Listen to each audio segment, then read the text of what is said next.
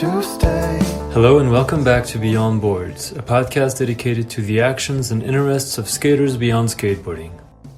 My guest today, Patrick Kigongo, grew up and started skating in Rockland County, New York in the early to mid-90s. After studying international affairs and French between Washington, D.C. and France, he started working in the nonprofit world and got heavily invested in one of his other passions, music, playing in multiple bands and running a music blog, among other things. In 2014, he relocated to Los Angeles and started working in digital media and got back into skating. Since 2020, aside from his daily job, music and skating, Patrick is also a board member of the Harold Hunter Foundation and one of the co-hosts of the Mostly Skateboarding podcast. I had the opportunity to sit down with him for a nice chat and surprise him with questions from longtime friends of his. So here's my conversation with Patrick. I hope you'll enjoy it.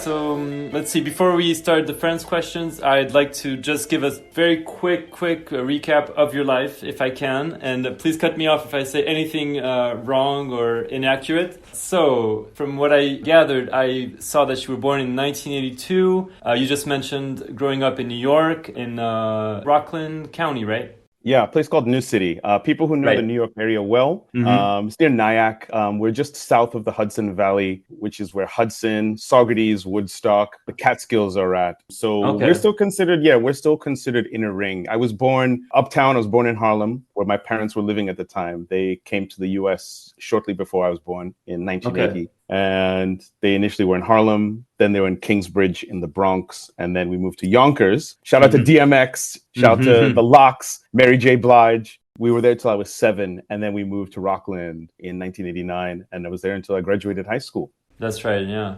How far out of New York is it? Out of Manhattan, let's say? Like, is it an hour, a couple hour train ride or something, or?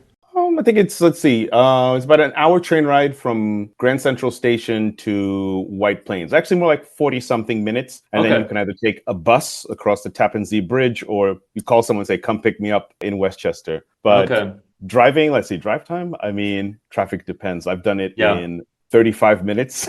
Oh, wow. Okay. But normally it's more like...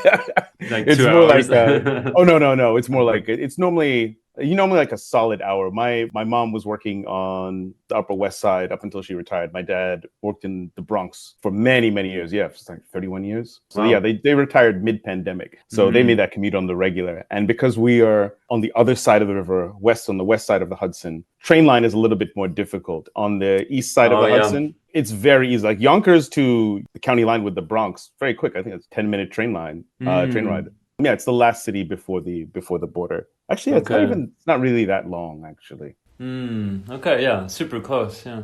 Are your parents still living there, or? Yeah, they're still there. They're retired now, so they spend a decent amount of time in Uganda, but they're mostly, so I'd say 80-20. But they've been catching up on traveling. My dad is a retired trauma surgeon. When my parents came to the States, he was initially at Harlem Medical Center, which is where I was born. Wild times. And my mom was a retired hospital pharmacist. And up until retirement, she worked at what used to be Roosevelt Hospital and is now Mount Sinai West. Yeah. So, yeah, they have both seen some things. I mean, ranging from, the ravages of first heroin and then crack. Obviously, the early days of the AIDS epidemic, Ebola, 93 World Trade Center bombing, 9/11, Hurricane Isabel, Hurricane Maria, I think it was. No, it wasn't Maria.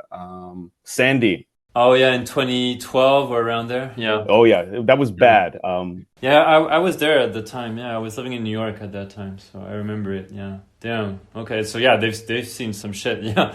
Oh, yeah, and there was, obviously coming from Uganda when there was the country was collapsing into civil war. So yeah. Crazy. Okay.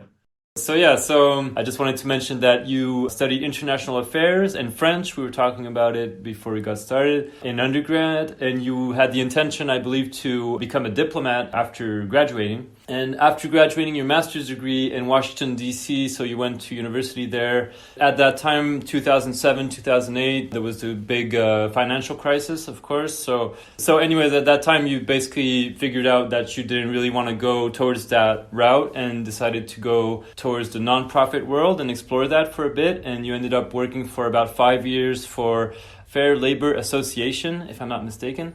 Yeah, I did that from 2009 to 2014. So yeah, to give a little bit more background on the collapse and how it forced me into a professional pivot. It was not just the US economy collapsing into recession in 2007. It was also ultimately the crash the following year. And there was a federal hiring freeze. And a lot of grad schools in the DC area. So I went to undergrad at University of Maryland, which is just 3 miles over the line from the district line. So it's in Prince George's County, Maryland. Shout out to PG County. And then Northeast DC is right there. So GW is right there in a neighborhood called Foggy Bottom, which is right near the State Department, the Kennedy Center, lots of spots. And I was actually talking with a colleague about this recently that, there's this realization that, number one, at the time, counterterrorism really colored a lot of the discourse in international affairs, global affairs, international political science, international political economy. It really dominated the conversation space. Yeah. When at the time there was a lot more happening, I don't think that there was not much thought about the impending recession. Obviously, the US-led invasion of Iraq also really shaped a lot of that. Yeah. And so what was challenging was the idea that, okay, even if I had decided to take the Foreign Service exam and dive in, I know a couple of people that did. It was a particularly tough time. I think the State Department is still in the process of reinventing itself, and it shifted the culture quite a bit. And I think the State Department has always been subject to the whims of each administration. But I think that period in particular was very, very rattling. So it was partially, I decided not to pursue that path. And then also a sense of urgency. I said, I have got to get a job. Yeah, I've got bills to pay. I've got student loans to pay off. So yeah, I did corporate social responsibility. I learned about the manufacture of apparel and footwear.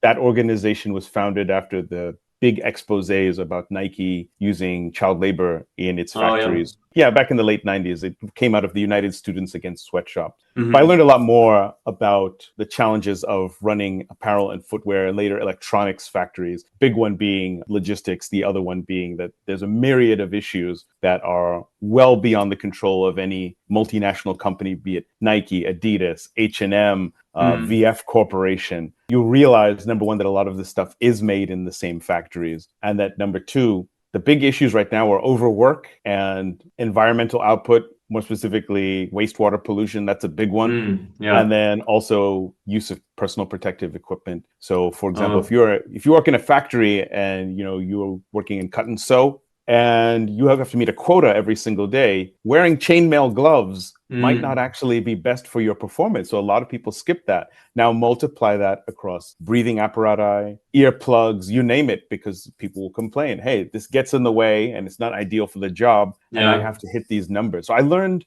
it was a challenging job. I was definitely underpaid the entire time I was there. And then we hit the financial skids. I ended up getting some other work. I worked in a record store on weekends. And then I also did some freelance copywriting for an ad company in New York. I was exhausting. And you were also playing music in bands and stuff like that. So pretty busy time, I'm sure. Extremely, It was this time. It was March of 2007. I met my then bandmates in a group called Rah Rah Rasputin. We met up on Craigslist. We hung out. We jammed on some songs, and then we kept meeting. And then we did that for 7 years, which was great fun. We played a lot of shows up and down the East Coast. We recorded a full length ourselves. We did 3 or 4 EPs. We have a whole bunch of unreleased stuff. I also played in other bands. We had a straight up rock band called The State Department, which was hilarious because we had the State Department handle across socials. And apparently there were some people in the U.S. Department of State who were not best pleased because they wanted those handles to redirect. They could have them.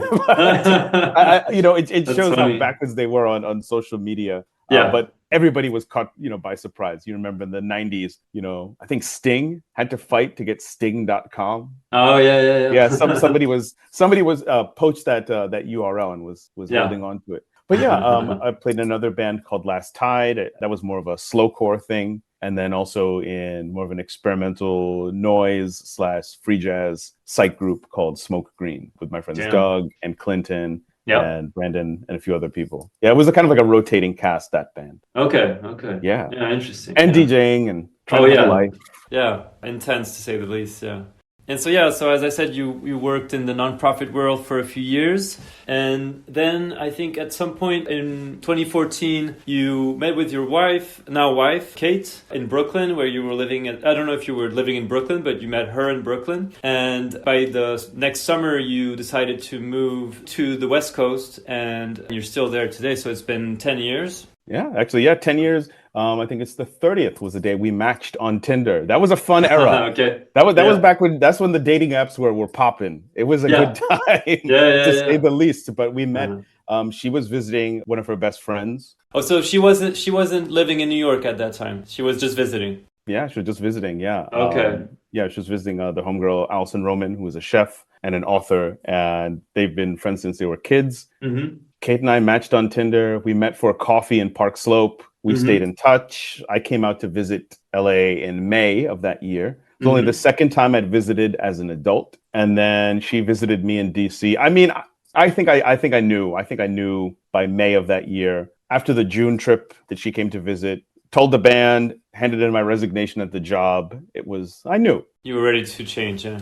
Oh, yeah, because I was at a crossroads. I was spending a lot of time in New York, just kicking it with friends and trying to decide, what do I want to do? What do I want to do differently?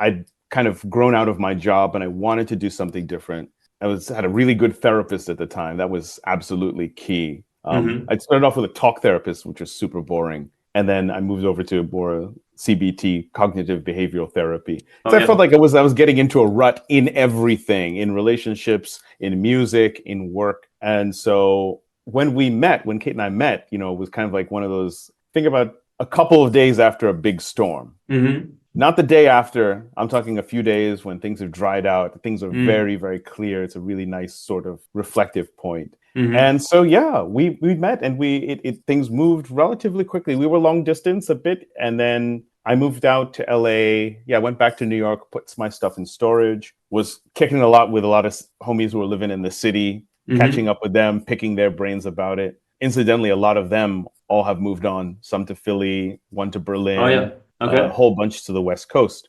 And so, moved out here October 1st. Got a job as a product manager at a fashion website called Who What Wear. And then I did that for a year because it was through a music connection from DC. It was a buddy of mine was a director of product there. Okay. And I had started doing digital product management ad hoc at Fair Labor Association. I was, kind of doing it on the side. Mm-hmm. And so there was an opportunity to either continue in corporate social responsibility or go into digital media. I said, let's take the risk and see what's new. At the very least, it was an opportunity to make more money. So I did that for a bit. Then I was at NFL Media, which was in Culver City at the time, which is so weird. We spoke about on the Mostly Skateboarding podcast about skaters versus jocks. Hated the football players. Basketball players were cool. Football players kind of kept to themselves, but were still terrible. Lacrosse bros were awful. The soccer players were all chill. They were all really chill. Track and field were chill because a bunch of skaters we knew were on track and field. So working in sports media was a real eye-opener. Yeah, that must have been interesting. How long were you there for at NFL Media? 2 years. Okay. Mm-hmm. Yeah, I was there when they were doing the partnership with Snapchat. I was there during the Colin Kaepernick kneeling controversy. Oh, yeah. It was fascinating. It was like going into the eye of the cultural hurricane at the time. Yeah. Mm-hmm. But from like a media perspective, it was fascinating to see something with so many gears turning at once. Because, when I moved back to LA, I started skating again. And I got to really immerse myself in skate culture and these weird peripheral corners of the industry through friends. And, one of Kate's really good buddies, the homeboy Clayton, first session in LA, I think was late October. We went to Griffith Park. We went to the ditches that everyone skates. Oh, yeah. And he bought a board for me. I hadn't had a board in a long time. And it was so much fun. And I said, all right, cool. It's happening. And so I went to Kingswell to get my first new complete in many years. I drifted away from skating. Yeah. How long did you stop skating for? Do you have an idea? I think it was 8 years. I think officially 8 years because I remember being fed up. I got a ticket at Freedom Plaza, Pulaski Park in DC. Oh, yeah. In late summer or early fall 06. Okay. And then I remember I went to the Get Familiar premiere Oh, yeah. I can't remember if that was '06 or '07, but I didn't have a board at the time, and I was out there. I was doing everything else. I was doing what a lot of skaters do when they, drift away from skating. They're going out and having a life. Yeah, sure. It can be all consuming, especially, people who are much better than me. It can take up a huge amount of your time, and you want to go out and be sociable in your 20s and definitely do cool stuff. And it was the recession, it was the hipster era. There was fun to be had. Everybody was broke. But I stopped in '06 and then 14. Actually, I remember, it was my 40th birthday. And so that had been about 6 years. And I borrowed my roommate's board and I went to push around at the Shaw Park, which has since been redesigned. It's on Rhode Island Avenue in DC. Darren Harper often will post clips from there with his daughters. Right. And I felt so embarrassed. I couldn't believe I let skating drift away. And I just felt kind of pathetic. And I sat on that feeling for about 2 years until I moved out here. And then you fast forward to December of 2014. 14, yeah. Yeah, I signed the lease on my first apartment at Normal and Virgil in East Hollywood. 1 block north of me was Lockwood. Oh, wow. Okay. Yeah. And my neighbors, my neighbors' kids skated. And so if I had old boards, I would pass them to him. And that gave me that was a real shocker. I was so excited. And, a bunch of my wife's friends skate. So became very good friends with them. Like my friend Jack, we skated some curbs at LA Community College, which has that long rail that goes into the street. Like Ed Templeton, there's an old clip of Jerron Wilson and Weston Korea skating that rail. Henry Sanchez skates it, and Tim and Henry is like, everybody knows it. It's since been redesigned. Yeah. So there were all these legendary skate spots within walking distance. Very close to you, yeah. Awesome. Yeah, and obviously the neighborhood has shifted because back in the day, when we all grew up watching 20-Shot Sequence, Trilogy, Mouse, at the time it was a very small cadre of people who could skate there. Everyone who's seen the Menace Epically Later, Fabian Alomar, very clearly states that was La Mirada Loco's territory. My uncle was with that original set, the OGs, and he said Fabian and his friends can skate here anytime. So if you haven't noticed this, go back and watch 90s videos and see how few people skated Lockwood compared to EMB. Okay. Yeah, you did not, we interviewed Jacob Rosenberg on the Mostly Skate podcast, and he said there was a French magazine that hit him up. I think they had a couple skaters come out to skate, and he did some photos work for them. I think some of his first work was in a French skate magazine. Okay. There are people from all over the world going to Embarcadero. Yeah, that was not happening at Lockwood. Yeah, you weren't welcome. Yeah.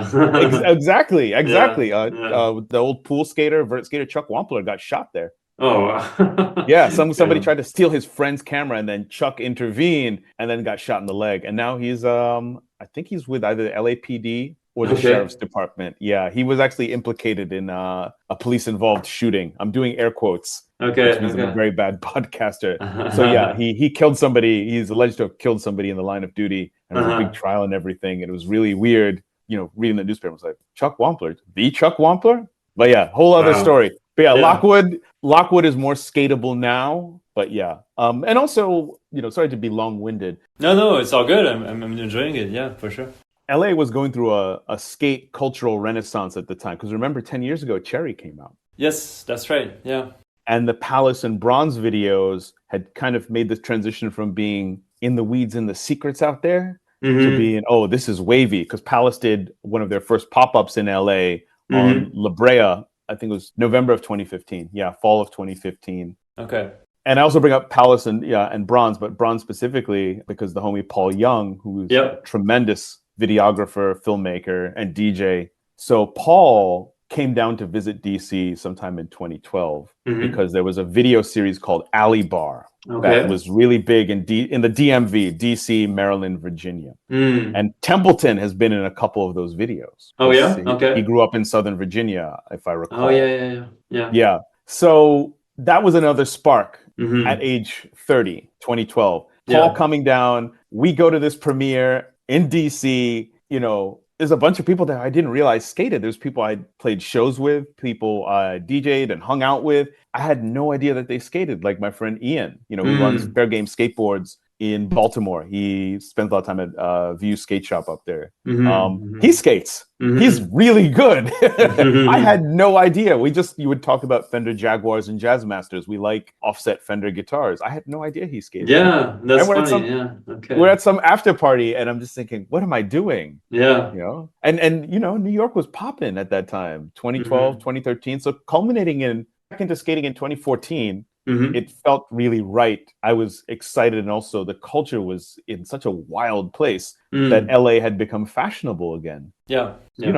Early aughts was Philly. New York was kind of locked down post 9/11. I think that's why Philadelphia had that big moment with Alien Workshop and later like a lot of the Sabotage videos. And then, the Supreme Fairfax set, there's an extension of Odd Future that's kind of in there as well. Like 14, 15, 16, LA had become very cool again for skating. So you mentioned working at NFL Media for a couple of years. You were also working for NBC, I believe, for a little bit. Yeah, I was at E. Okay. At the twilight of the Kardashians' career with entertainment television. That was another weird one. I think I had to go full Hunter S. Thompson and absorb as much as possible from this strange world of celebrity gossip culture. But again, that was a job that really taught me how to work at scale. I product managed the e-news, the refresh of the e-news app, as well as the voting site for the People's Choice Award, which I want to say NBC had purchased the rights from somebody else, and I'm not sure whom, but that was a huge endeavor. That was particularly challenging. And so I hit a crossroads again. That was contract work. NFL was contract work, and I wanted to return to mission-driven work. I wanted to return to, obviously, salaried work. Yeah. And I'd been following the government agency 18F, so that's the number 18 and F, which is a digital services office within the federal government. So we build government websites and apps. Right. I've been following their work. They were founded in 2014. So right as I was leaving. So I applied and got through the gauntlet. Federal or government job hiring can be somewhat intimidating, but actually had a lot of help. They wrote a lot of blogs about how to prepare your resume for, applying for a civil service job, which was very helpful. And I've been there ever since. Yeah, I work on government websites and apps across a whole bunch of different agencies. I started during peak COVID times, August of 2020. That was wild. It's a fully remote job, so I do work from home. Yes. Sometimes there's some travel. I've done conferences. We've done big in real life or IRL events in Washington, D.C. And then sometimes site visits. So that's the day job. And my wife is an urban planner. She works for the Southern California Association of Governments. So she works on transportation and housing implementation. So, interesting. Yeah. Civil servant household. Yeah. Okay. And so aside from your day job, as you were explaining, you're also an executive board member on the Harold Hunter Foundation. I think you've been there for about 4 years, more or less. Yeah, that's the same amount of time as you've been with 18F. Yep. That was another interesting thing too, was another different type of return to mission-driven work. There was obviously a lot of interest in trying to direct people towards Black-owned companies in skateboarding during summer 2020, during the George Floyd protests. Right. And so I put together a list called the Blacklist, and just aggregating the stuff and throwing it in a Google Doc. It was the idea of this should just be a light lift, something that's easy to maintain and easy to just copy and paste and get information out. Yeah. And so, I ended up talking to the then executive director, Jessica Presley, of the Harold Hunter Foundation. So I came on as a board member. I've been the board chair for about 2 years. And so something that I think that HHF does particularly well is community engagement work, particularly in and around the 5 boroughs. I'm not New York based, but I'm out here with, all the weirdos of the skateboard industry, so to speak. More specifically, what we call the skate nonprofit industrial complex. Because there's a lot of skater-centric nonprofits that are actually based here in LA. The College Skateboard Education Fund is out here. Right. Amongst others. So the folks at CSEF have established a lane for fundraising and education for kids to go to university. And so I think there's a lot to be learned out here and a lot of potential spaces for collaboration. And obviously, another big thing is celebrating the legacy of Harold Hunter, because I don't know if folks can appreciate how important and how like what an eclectic character he really, really was, but also phenomenally good skater, and was on the right companies and in the right spaces. And you wonder if it had been a couple years later, would he have been even bigger? Because he was already a legend. Like if you saw an old, I think it's 411, maybe it's number 4 or number 9. There's a contest in Newburgh, New York, where he breaks his ankle. I think he's doing an inward heel flip over a pyramid, and everyone's skating to Keepers of the Funk by Lords of the Underground. This is how I remember it.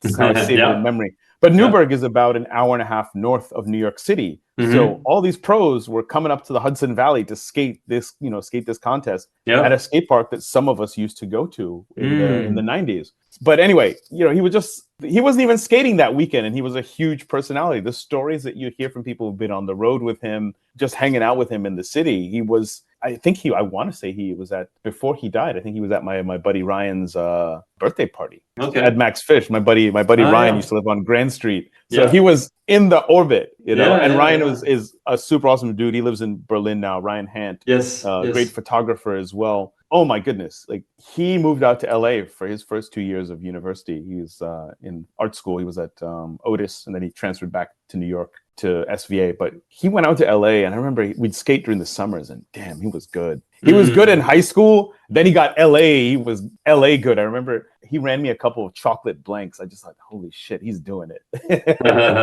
But now he's in Berlin. Yeah, we skated over the holidays actually. Yeah, we were all visiting our families, and he came out with some old pants and old boards just to be like, yo, check it. Yeah, his archives are out of control. Old aesthetics pants, old Echo pants. I was like, dang, back when baggy pants were perfect. I digress, but a big part of it is sharing Harold's legacy. I think also thinking about finding the best way to engage with the city as well, not just with youth and youth advocates, but a big part of being a skateboarder now is public engagement, civic engagement, especially if we want places to skate. And I think a lot of Americans are pretty tired of the big, huge skate parks with the full pipes. I mean, they have their place, but in dense cities like New York or dense parts of LA, they don't make sense. And so a lot of us who have traveled, a lot of us who are in the urban planning or design spaces, that's a whole other corridor of skating, which I think is fascinating. There's a lot of skaters who are planners. Shout out to Chris Giamarino, who's written pretty extensively about this. We need small, tiny skate parks. We need stuff like Republique. We need spots that can pop up instantly and don't take up a huge amount of room, that don't have a big footprint. And so Steve Rodriguez, who is really the architect of getting the Brooklyn Bank skateable, has deep relationships with Parks and Rec as well as the mayor's office. And I think that something that we're trying to work more towards is engaging with them more and really digging deeper into that local government, local council, Parks and Rec engagement. Not only because we feel like that's something that can really benefit young people, because there's a lot of side benefits that come with skate parks and skateboarding. I think there's a reason why people are attracted to it as a space for youth development, child development. But then also skateboarding is cool. Yeah, exactly. You just want to be around it. Yeah.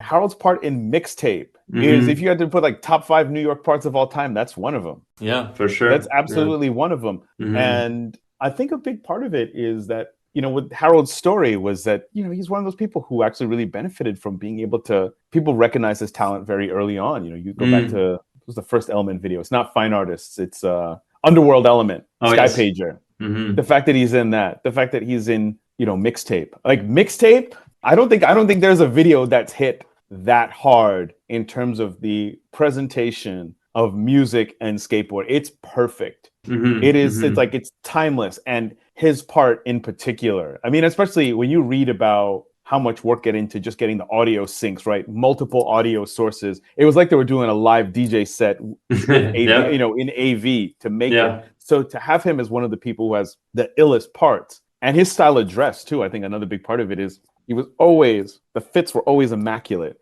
And I think there's a lot of people who are, if you were going to put together a 90s lookbook, he'd better be in there. Is what I'll say.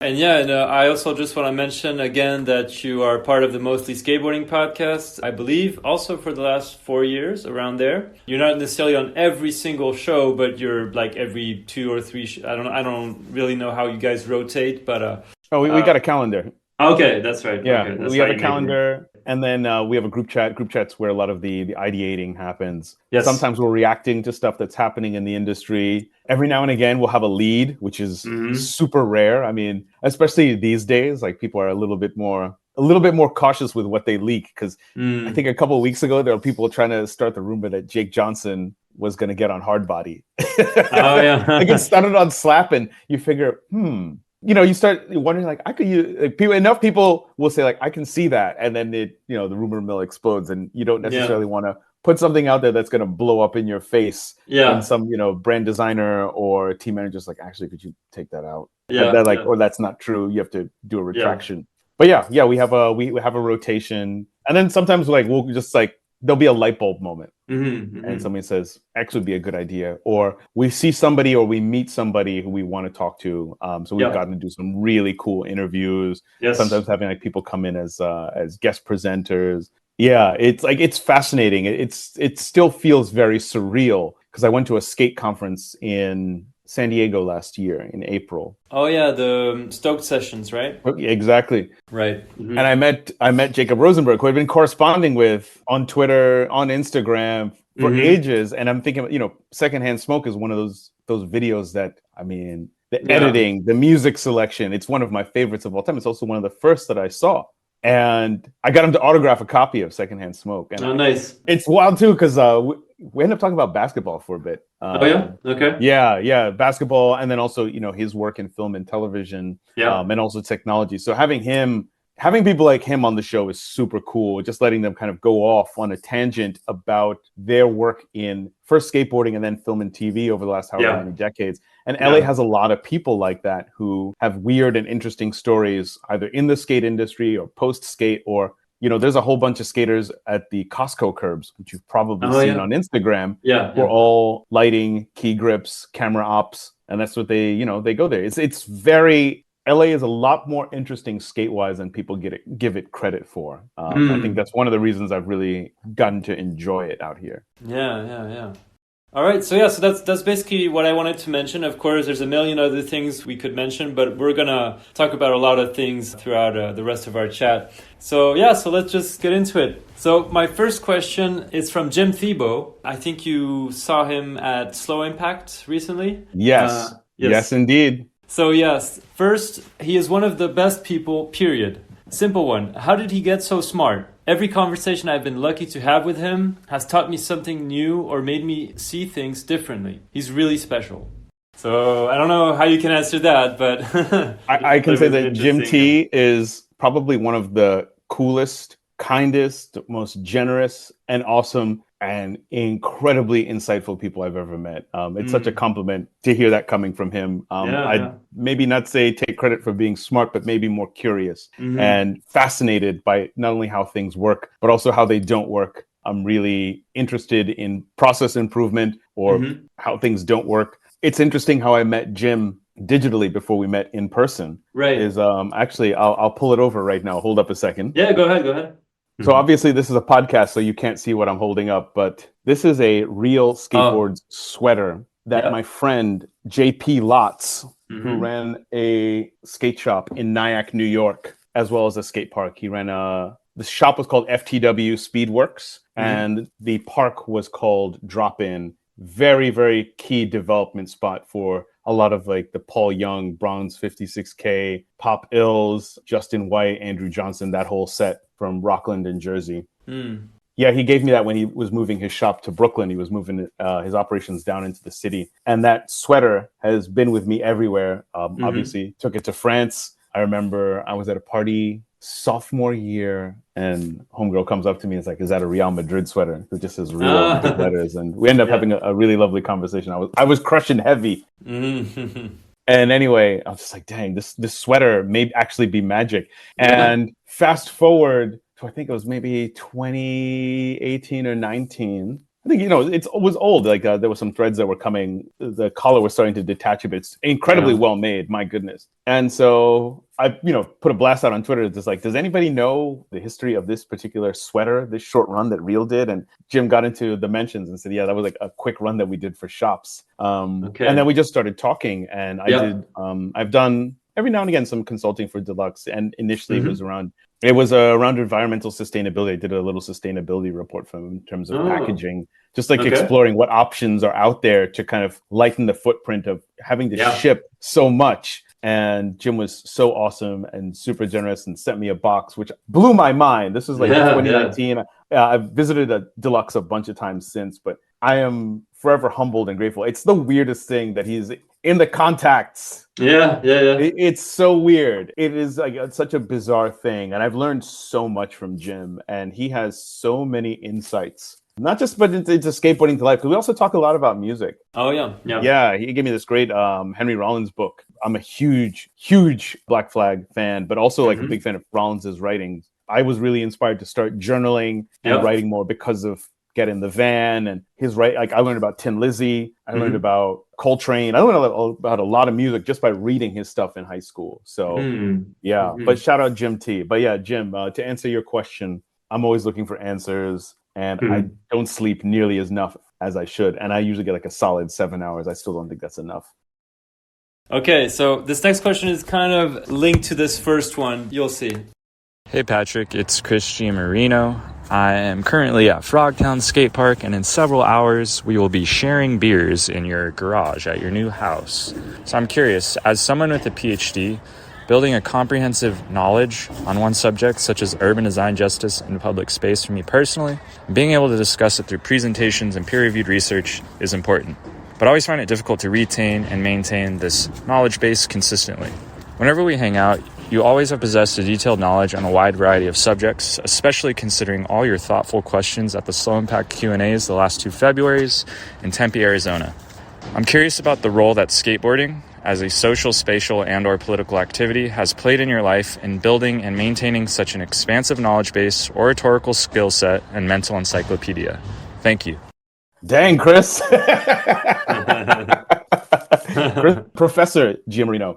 I'd say skateboarding is absolutely key. I think it might actually be the centerpiece for a number of reasons. So if we think about music, for example, I had the pleasure of meeting Mark Johnson at the DOS Days event many years ago here in LA. And I was so hyped because 2 of my favorite MJ parts, 7 Steps to Heaven, where he's skating to Nancy Sinatra and Lee Hazelwood's Some Velvet Morning, and 411 Issue 20, his profile where he skates to Ping Pong by Stereolab. Okay. So his parts kicked open a couple of doors for me. Some Velvet Morning has been covered by a number of artists that I adore. Primal Scream, Slow Dive. Ping Pong by Stereolab. Through Stereolab, I got into the band McCarthy via some old bandmates in college. There's a ripple effect from so many of the things that have come out of skating. Also, Mark Johnson, I think a lot of his graphics during the Maple era reference Warhol and a lot of pop art a lot, which got me interested. Skateboarding in the 1990s and skateboard magazines, particularly like the music and the arts interviews, like particularly Slap and Thrasher were really good about this. Like the visual artists that they showcased, the bands that they interviewed. You weren't just being a skate rat, you were learning about a lot of these things.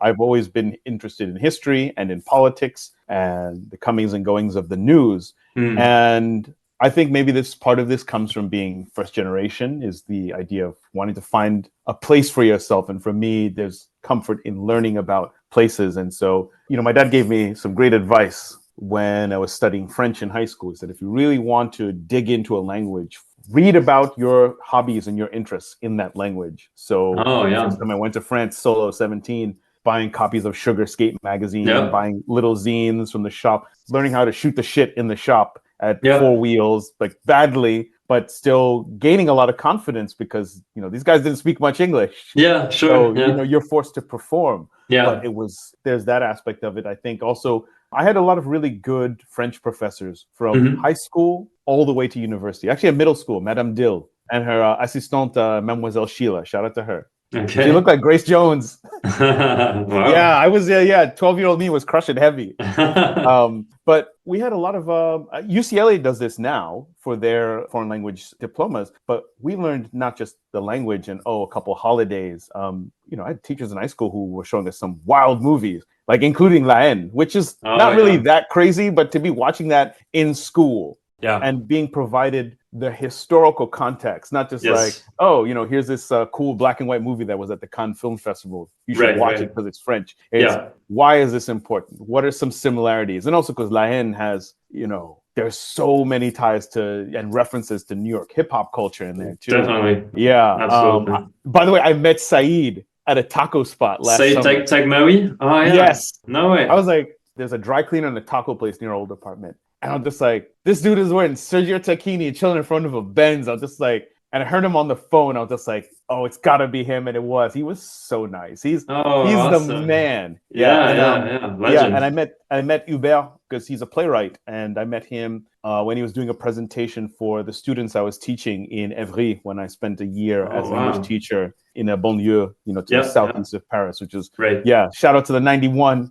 et son enfance. But yeah, so it's a long-winded way of saying, Chris, for me, it's almost like a game. There's something exciting about being able to establish connections, not only in terms of what interests me, but also in terms of how things work. I think maybe that's my working theory of the way things or the way that the world works is that there's a lot of interconnectivity and being able to find those connections, whether it's, maybe, for example, an essay I've been toying with for many years is how joining the European Economic Community, later the EU, radically changed British musical culture. Yeah. And, this is stemming from Factory Records having an office in Brussels, Factory Benelux, huge distribution network in France that the folks from Creation Records were very big in France. So, I had a friend in Nice who had an incredible video collection. She was a serious UK indie kid, and France is filled with people like that. And learning about most of the now European Union is filled with communities like that benefited from those bands from the UK who could get in the van and come tour. And I think what's been interesting is seeing, using Brexit as an example, seeing the effect that Brexit has had not only on the music industry, that a lot of people, our age are having to rethink touring. Because can you imagine if you've been in a band since you're in your early 20s, you're 40 something now, you've been making music, you've never had to get work visas to go play a show or do a set in Paris. You've never had to fill out what's called a carnet when you do cross borders into any country. You have to present all of your equipment. Yeah. You have all of these hurdles that have been introduced, not just in live music, but also manufacturing. This is where skateboarding comes in. Think about how many American companies now have to have two operations for Europe. You have to have one strictly for the UK, and then you have one for everywhere else. Right. And, when I talk to friends, friends in England, in Scotland, for example, the complaints that they have are just about the prices. I mean, American stuff is expensive everywhere, but looking at some of those numbers now is terrifying. But Chris, to answer your question, there's a huge amount of interconnectivity between all of this. And to me, it's important to pull those threads because not only is it a way to gain knowledge, but it's like, for me, it's like spatial orientation. It helps me better understand where I'm operating. One last point, Chris is a brilliant mind in urban planning. He did the same program that my wife has a master's in planning. Chris is has a PhD. Okay. So actually, they have a bunch of contemporaries. So there's a huge amount of influence that California politics have had on skateboarding. The divestment from public education and public spaces that culminated in 1978's Proposition 13, a tax referendum or a tax revolt that effectively cut a huge amount of funding for schools and for infrastructure across the state. It is also the very strong, independent, maybe lowercase L libertarian streak. California also has a very deep history of, anti-worker sentiment that has emanated not just from the politics, but from the culture and anti-unionism. And you see this manifested in skateboarding. So when people will talk about challenges in the skateboard industry, it's interesting to, when people think it's just a skateboard thing, skateboard is a bunch of fuck-ups who can't do anything. No, there's deep cultural and political influence that is creating the circumstances for an industry that is hyper exploitative and heavily reliant on contract labor. And to me, it's like when you frame it like that, it makes looking at the problem more manageable, in my opinion. I think instead of just being like, oh, we can't do anything, it's okay. What are some other industries in California that have had the same challenge? I'm not going to liken skateboarding to migrant farming, but migrant farming was one of the major organizing spaces in the 1960s and 70s. It's worth looking at how did people who were physically exploited and also under a lot of duress, especially if they were it's the physical duress, it's the harassment. If you are not a U.S. citizen and you are a migrant worker on visa or not on visa, how does this affect your ability to make a living? And it's looking at that history and seeing what lessons can be drawn into skateboarding. And I think it helps also to kind of remove some of that sense of alienation and hopelessness. All right, let's move on to the next one. Patrick, Cole here. As someone like yourself who has many interests and deep passions outside of skateboarding, do you find that there are any parallels between your skateboarding fandom and, say, music, football, aka soccer, or anything else? I always feel bad about comparing them because I know I'm a much better musician than I am skateboarder. But I've also put in way more time. I've devoted many more years and developed a lot more expertise and can move more quickly.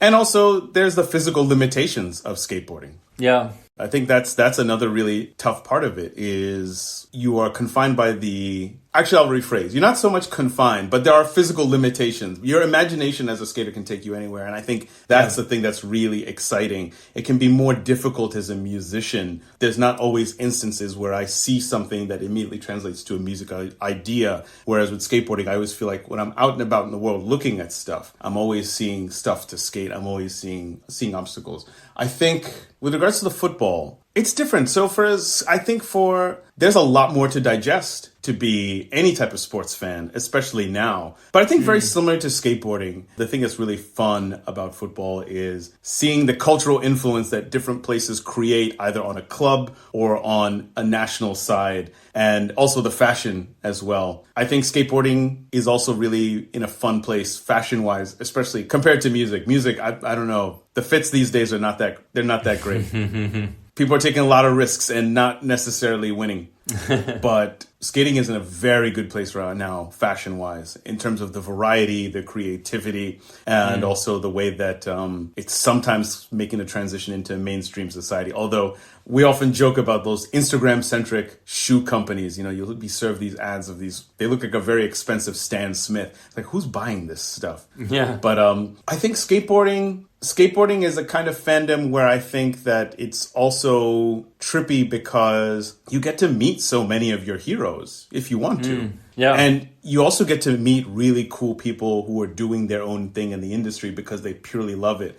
I think it can be a bit weird in Los Angeles because this is one of the entertainment capitals of the world. So there's often a sense in music or in film or in TV, podcasting, whatever, that there's folks who are constantly they're trying to make it. Skateboarding, not so much. I mean, that's why people will go skate a curb. They'll go skate the pump track. They'll go skate a bowl, whatever. You can be more casual about it. And I like that. And I think skateboarding is still very magical. I think playing music is still great fun. Jamming with friends is fun. Working on music is fun. But I also feel like it is pushing a boulder up a hill. And culturally, we're in a space right now where a lot of people treat music as wallpaper. And I think for sports, for any sport, whether it's basketball or football, there's honestly the big question of online gambling. I'm also a Yankees fan, and my wife is a huge Dodgers fan. And Ohtani, who just got signed to the Dodgers, his interpreter was fired over some pretty serious gambling allegations. Okay. I think sports betting is not going away, but I think it's going to enter a really weird place in mainstream sports discourse. And I think the fact that parlance has really entered the conversation in mainstream sports in so many ways, it's really taken over. There's going to be some blowback. There's going to be a great 30 for 30. There's going to be some amazing documentaries after the shit hits the fan, but we're not quite there yet. I think we're going to see some big scandals, and it's going to get real weird. And I think people have to ask questions about, was it a good idea to do this? That's not me passing a judgment. People are going to gamble regardless, but there's a difference between betting on your phone and, going to a bookie. Because at least with a bookie, there's a threat that, your legs are going to get broken. The physical threat, I don't know. Not to say that it keeps people in line. People do lose everything. But yeah, it'll be weird. Anyway, back to your question, Cole. all of these things have their great and their problematic sides. But I think the thing about skateboarding is that because it opened the doors to so many things for me, culturally, musically, even just in traveling and people that I've met a super cool dude in Barcelona on my honeymoon. And because my wife was like, oh, the surfer's wearing Hellas socks. You also chat skating. And then got to skate MacBo with the dude. And the Universidad ledges. So that was huge. And that's all because of skateboarding. But yeah. Okay. My next question is from your friend Dan. His Instagram is Soon Come Around. Yeah, Soon Come. Yeah, Soon Come Sound. Dan Brenner. Yeah. Oh, sorry. Soon Come Sound, not Soon Come Around. Yes. So Dan asked, he said to ask you what your 3 favorite bass lines are. Ooh. Okay. Chic, I Want Your Love. Paul McCartney's bass playing on Silly Love Songs by Wings. Very disco. Okay. And then, it's a tie, but I can't really do 3. I think, I'll throw it out there. Kim Deal, because I'm thinking of the Pixies. Gigantic. Very simple, very thumpy. Although Kim Gordon has a ton of great bass lines as well, but also a lot of really great guitar stuff as well. But shout out to the Kims. Yeah, those are the first 3 that come to mind. So 2 very disco bass lines, and then, post-punk from Boston in the 80s. All right, the next one is an audio one. Let's see. What the fuck is up, Pat? This is Paul Young. All right, so my first one, we're going to do a little bit of fan fiction. In a parallel universe, Pat Kigongo was a mid-range industry-sponsored skater. Kind of made some noise. So we're going to do 3 different video parts. 99, 2000, 2004, and 2023. What is Pat Kigongo skating to in each of these respective years? I don't know, 99, maybe some hip-hop. 2004, I know you were in a completely different bag. And then I need the current Pat. My second question, keep it easy for the 0.1% of people who are going to get this, but I got to know. Top 5 food and beverage establishments in Rockland County, past or present. Peace. 845 forever. Hell yeah. Shout out to Paul Young, 845 in the house. You know how we do.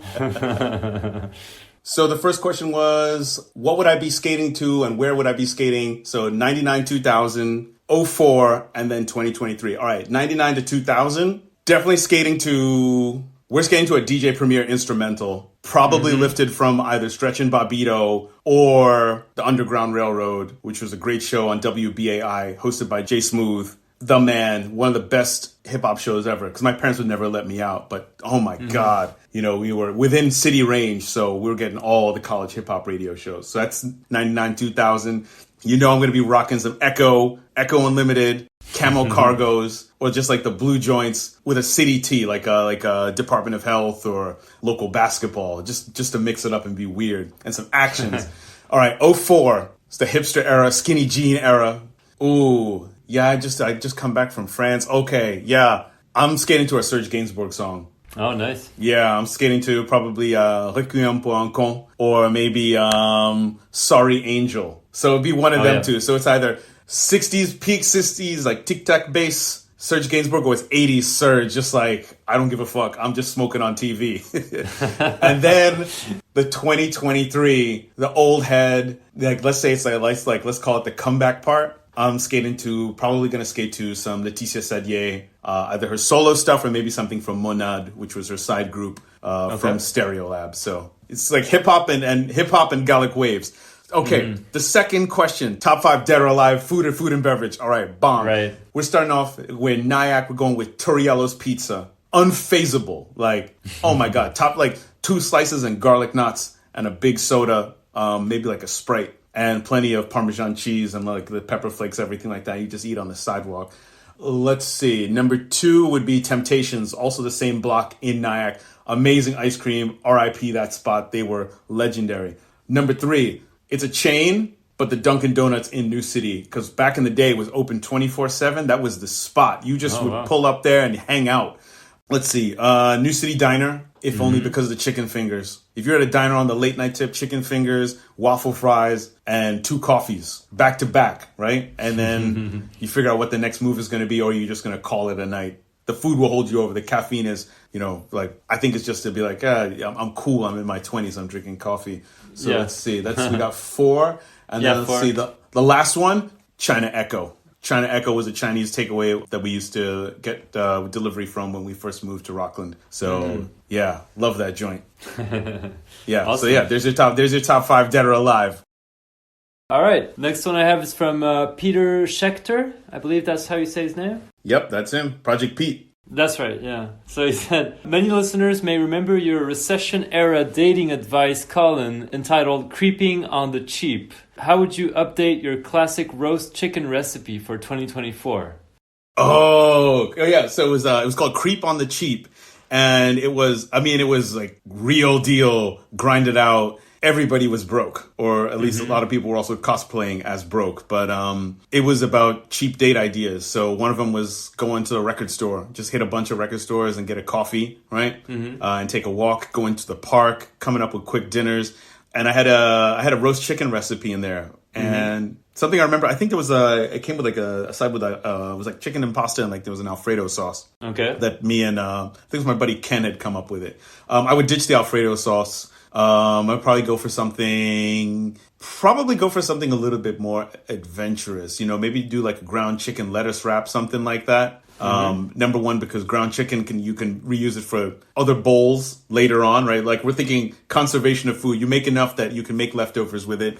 You get some lettuce wraps, you get some greens in there. And then in terms of a carb, maybe it's like pita bread. Maybe pita bread would be really nice. So keep it relatively simple, and I think also any kind of like ground meat it takes seasoning really well, and it can make you look doper than you actually are. It's you'll be like, oh, you could ground chicken. Turkey is good too, but like turkey can be. I feel like ground chicken is like a pretty good place to go. And if you have your own like meat grinder, meat processor, and you can do that too, then you look really fly. That can be very impressive. Yeah, but that's what it would be. It would be going for more fresh vegetables. I mean, I'm drinking a smoothie right now. I've really dived into the California thing. So yeah. that would be my update. Something that looks more expensive than it is, but it's still good for you and it's still tasty and shows like, oh, okay, you got some flair. Yeah, exactly. Okay.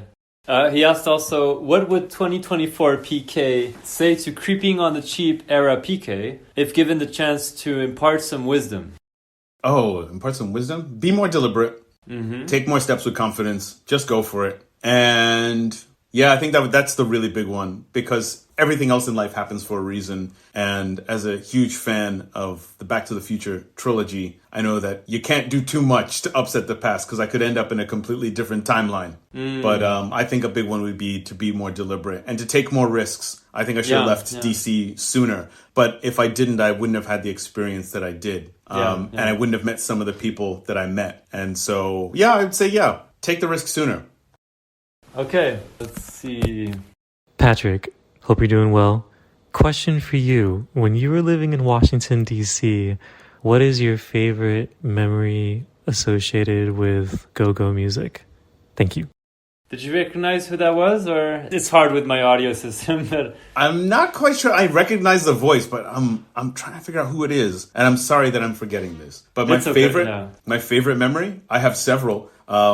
We did a benefit show at the 930 Club, my band Rah Rah Rasputin, and we were 2 bands before. The headliners were the Pie Tasters and Trouble Funk, and we basically got to share a stage with Trouble Funk, and I couldn't believe it, because I was introduced to go-go when I moved to the DMV to attend University of Maryland. And it was my buddy's like, yeah, come through, you got to check out this go-go, man. And it was dudes in jean jackets with Warner Brothers characters with glitter on them, and New Balances and Nike boots, and the music was so different. And, Hot in Her by Nelly interpolates one of the first, what's widely considered the first go-go song, Bustin' Loose by the late, great Chuck Brown. But so getting to share a stage with Trouble Funk and also seeing them do a live performance of That's All Right with Kindness, an artist from the UK.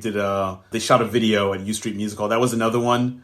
Remember being at this bar called Wonderland in Columbia Heights on a late night tip. Power went out and I just jumped on the stage. My friend was DJing and everyone's scrambling to figure out what to do while they're trying to get the place back up, and just start leading a sing-along of Overnight Scenario by Rare Essence. And everybody knew that song.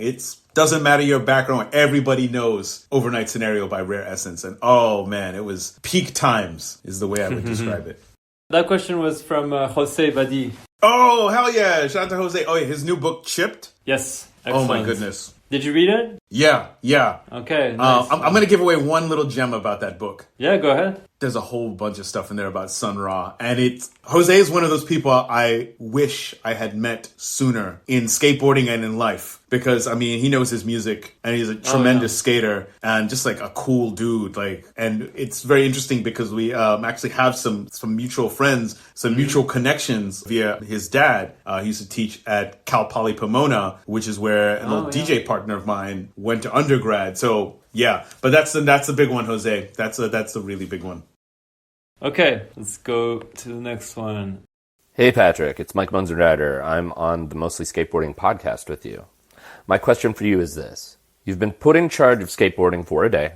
You have time and resources to change one thing. It can be structural, it can be banning a trick, it can be anything you want, but it can only be one thing that you change. What's it going to be?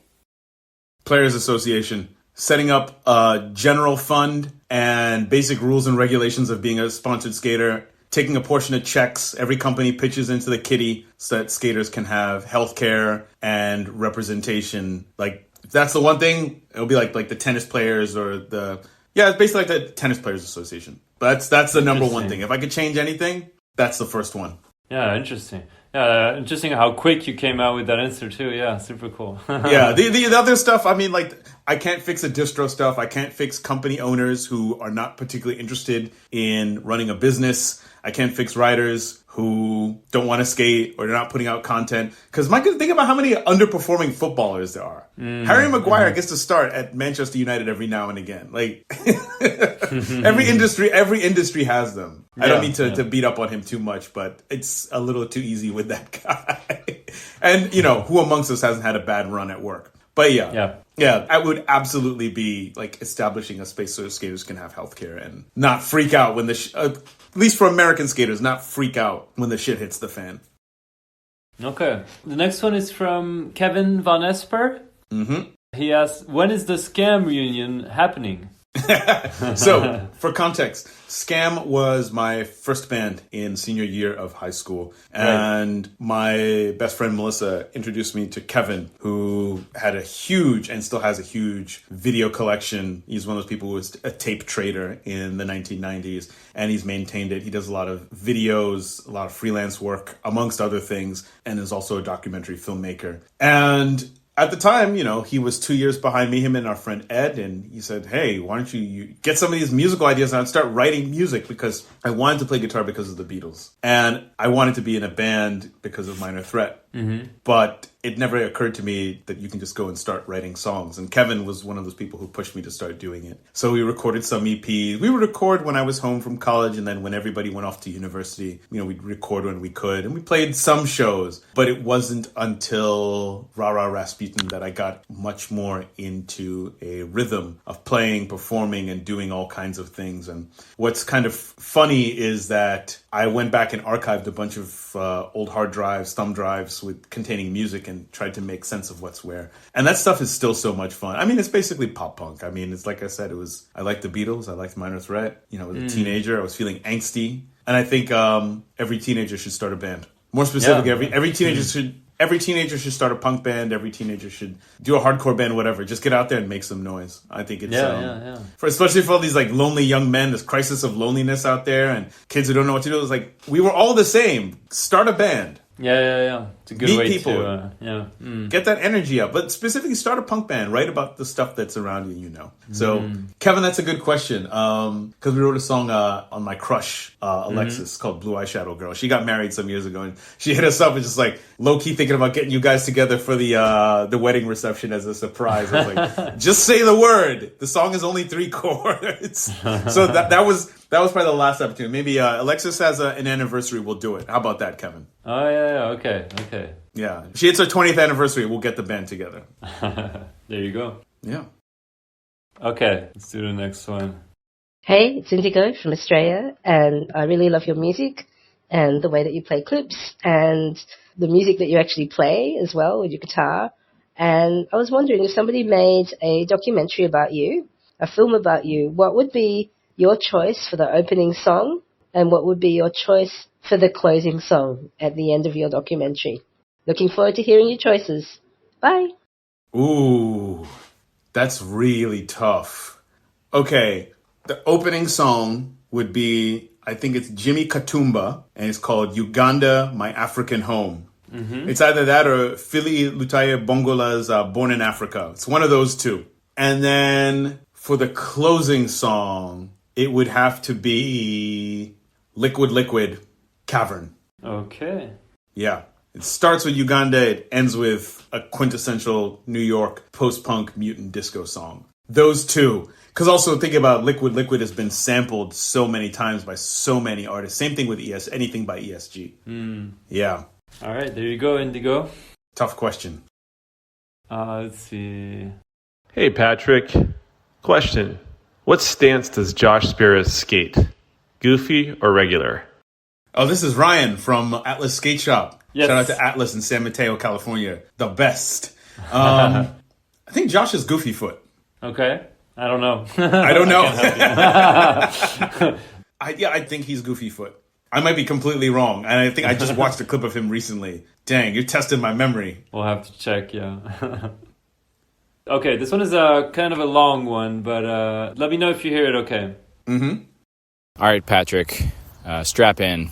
I'm going to do my best to pastiche a long, full sentence using Patrick Kigongo style postulation/question. So here it goes. Based on previous conversations that we've had, both in person and online, I think we both agree that skateboarding reached some kind of climax around 1996. 1996, of course, saw the release of Eastern Exposure 3, Toy Machines Jump Off a Building, and World Industries Trilogy. And I guess it kind of ended. Did it end? Yeah, no. And then the next year you have Mouse. So I want to ask you if this apex of a certain style of skateboarding was, one, the result of the exchange between East and West Coast style skateboarding. In other words, stylish and powerful skaters like Huff and Gino and Scott Johnston intermixing with the technical complexity of LA schoolyard and San Francisco plaza style skaters like Eric Costin, Guy Mariano, Mike Carroll, Rick Howard, etc. Did skateboarding reach this kind of climax in 1996 as a result of that? And further, what would be the next climax? And if you agree with that first premise, what intermixture between different scenes and or countries produced it? Who is the consummate representative of this next phase in skateboarding? I'm thinking of the era between about 1999 and 2002. And as a follow-up, do the same rules that govern skateboarding fashion and style also outside of skateboarding govern the same kind of hipster style that we saw, from the sort of white era of 1999 to 2003, the green era of 2003 to 2008, the full incorporation of hipster culture and aesthetics into mainstream society between about 2009 to 2016, to the former hipster turned activist era that we live in today from 2016 onwards. I want to hear your thoughts on both of these questions. I told you it was going to be a long one. This is what you get for asking full paragraph long questions with fully formed sentences and thoughts, beautifully articulated at slow impact. All right, Patrick, thank you. Was it Ted Barrow? Yes. Okay. All right, Professor Ted. Possibly the longest question ever asked on this podcast. I'm hyped on it. Okay, so for 1996, I think that the theory that he presented actually, it adds up. It's the perfect meeting, East Coast, West Coast skateboarding. So I think that is considered, we started this conversation at Slow Impact last year about whether or not 1996 was the best year in skateboarding. And that was the original thesis. We workshopped it a bit to being that, was it the last great year for American skateboarding? I think so, because that was the last year that America stood at the absolute center of skateboard culture, more specifically California. Yeah. Because 96, like Ted had mentioned, Welcome to Hell, Eastern Exposure 3, Trilogy, Mouse, FTC finally, so FTC 2, stereo tin can folklore, which doesn't get as much love, but actually created some seeds for other more experimental and thoughtful videos. Sure.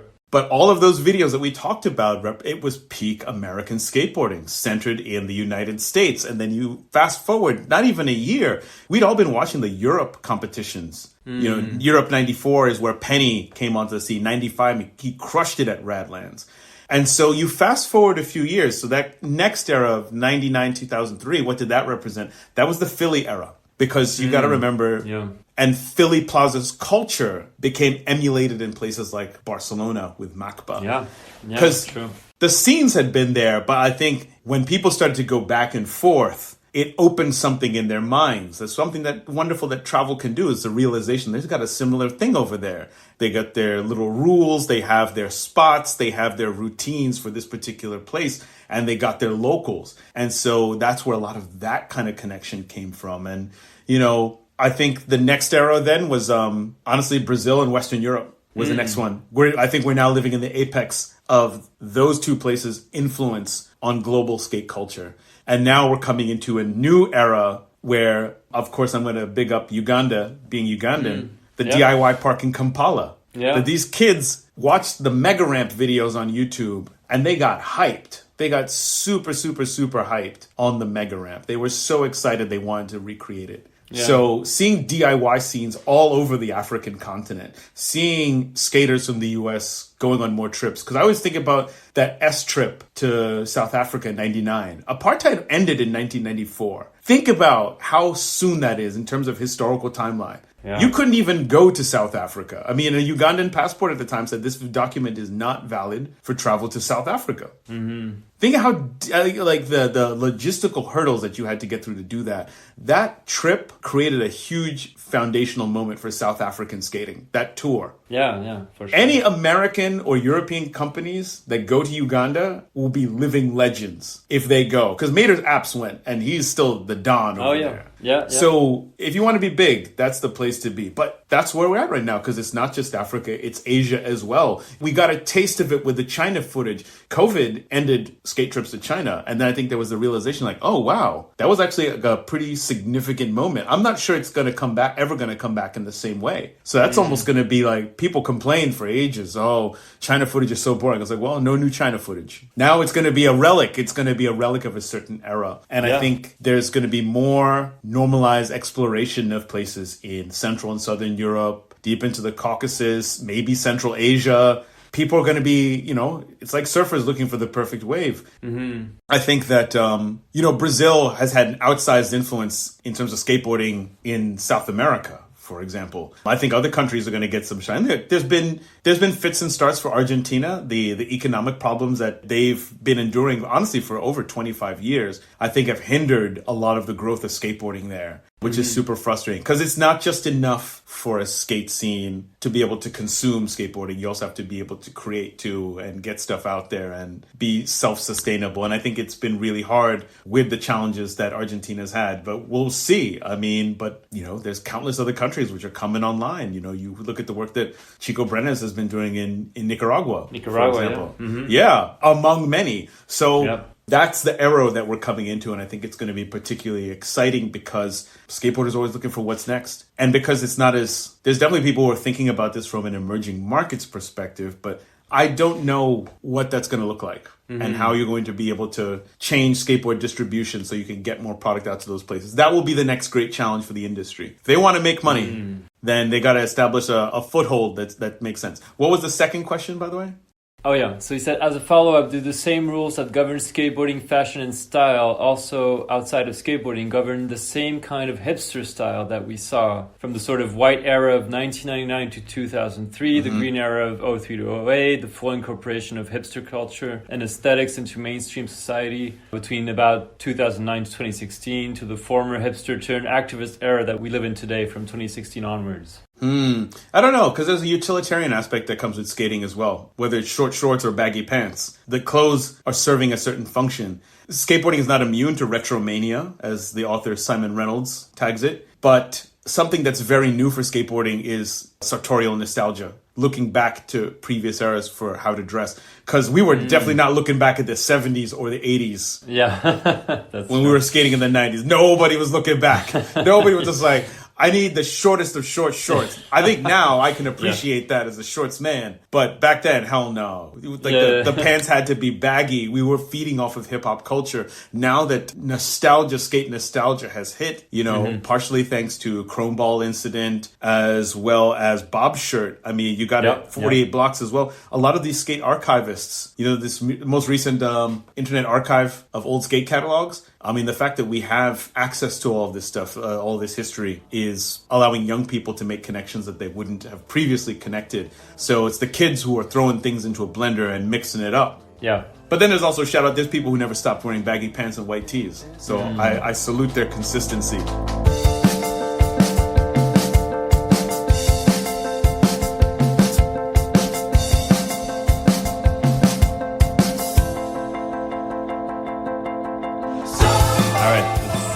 This one is from Jason from Frozen in Carbonite, one of your Mostly Skateboarding co-hosts. He asked, if you could have any guitar and amp, what would they be? Ooh. Okay, perfect rig. All right, for the amplifier, let's see, 1966 Fender Bassman head with a 2x10 speaker cabinet. Actually, no, we'd have to go for the stereo rig. All right, so 1966 Fender Bassman with a 2x10 cabinet. And then next to that, a Vox AC30 TB. Okay. And then for the guitar, let's see, I'd use the Bassman for clean, the Vox for overdrive. For guitar, a number one, okay, I'll go with it again, 1966 Fender Jazzmaster. I played one in London in 2011. The guy said, it's Chelsea Blue. You like Chelsea? It was a very broad accent, and Denmark Street was it was in one of those shops where all the publishing companies and guitar shops are, and I think it was a little under £3,000, which is still a fortune, and it was peak recession. I still regret not buying it because it was a refinish. It was the perfect guitar. So if I could find that guitar, I would buy that. It's the best guitar I've ever played. I've been chasing the sound of that guitar ever since. Wow. Yeah, cool. It was that good. It was that I started playing Marquee Moon by Television on it in the shop. It's like, there you go. Sounds sweet as a nut. Wonderful. The guy was willing to falsify the paperwork for the guitar so that I wouldn't get dinged on customs bringing back in a very obviously expensive vintage guitar. Again, I regret it, but I was broke. Broke. At least you got to play with a little bit on it. That's Exactly. All right, let's do the next one. Hi, Patrick. It's Kate. You and I have spent a lot of time talking about skating and the city and what skateboarding means to urban planning. If you could tell urban planners anything about skateboarding that you wish they'd incorporate into their work across the U.S., what would it be? Love ya. For those who are uninitiated, that is my wife. Yes. Okay.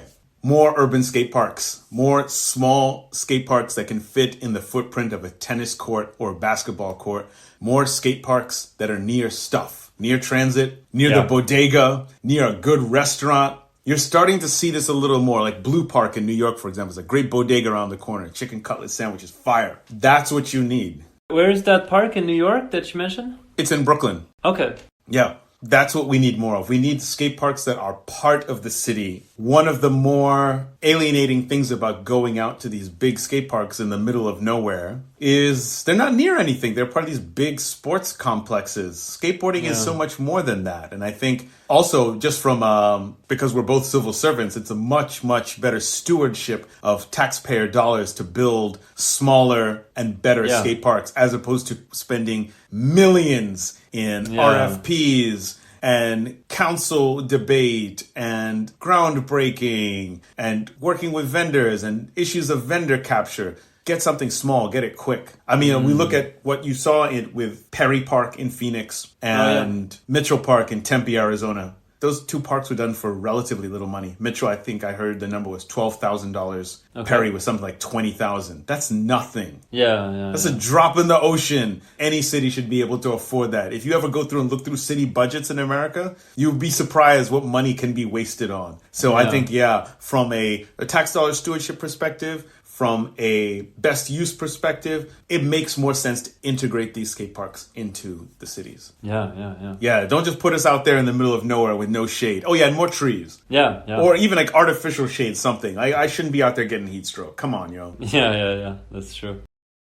Let's see. The next one is from Daniel Fedkenheuer. Yep. From Sidewalk Distribution and Downward Mag. So Daniel, sorry for butchering your last name.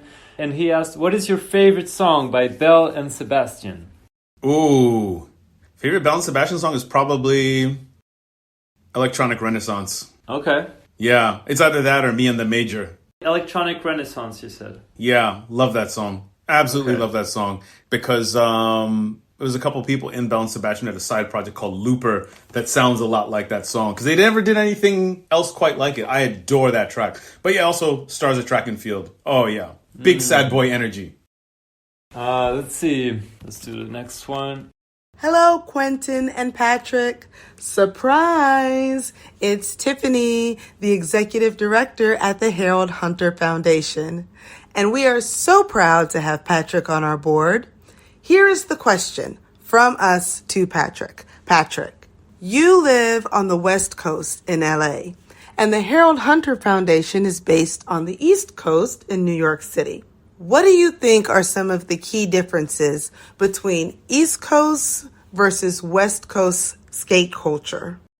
Wow, that's a difficult... Best question, yes. Best question. Shout out to Tiffany, our new executive director. Difficult question now because I think the key difference is this.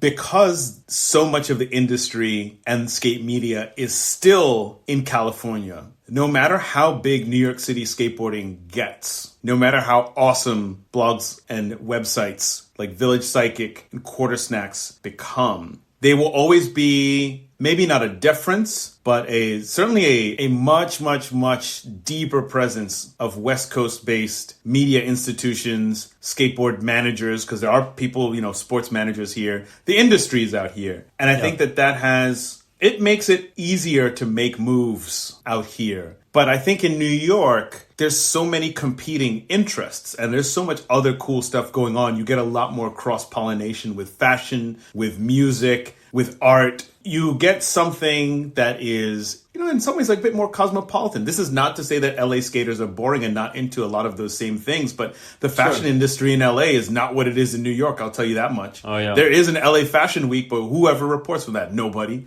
Yeah. There's a huge amount of clothing manufacturing out here. Mm-hmm. But in terms of the actual skating, something I've noticed, though, is that LA skaters are more into crust. They're into skating cutty spots. I think this is something that has come from East Coast skate videos really setting the template. I think East Coast skate videos, East Coast skate media is much cooler. I think it's just being in New York. You get that extra something. I think East Coast skaters have always dressed better. Sorry.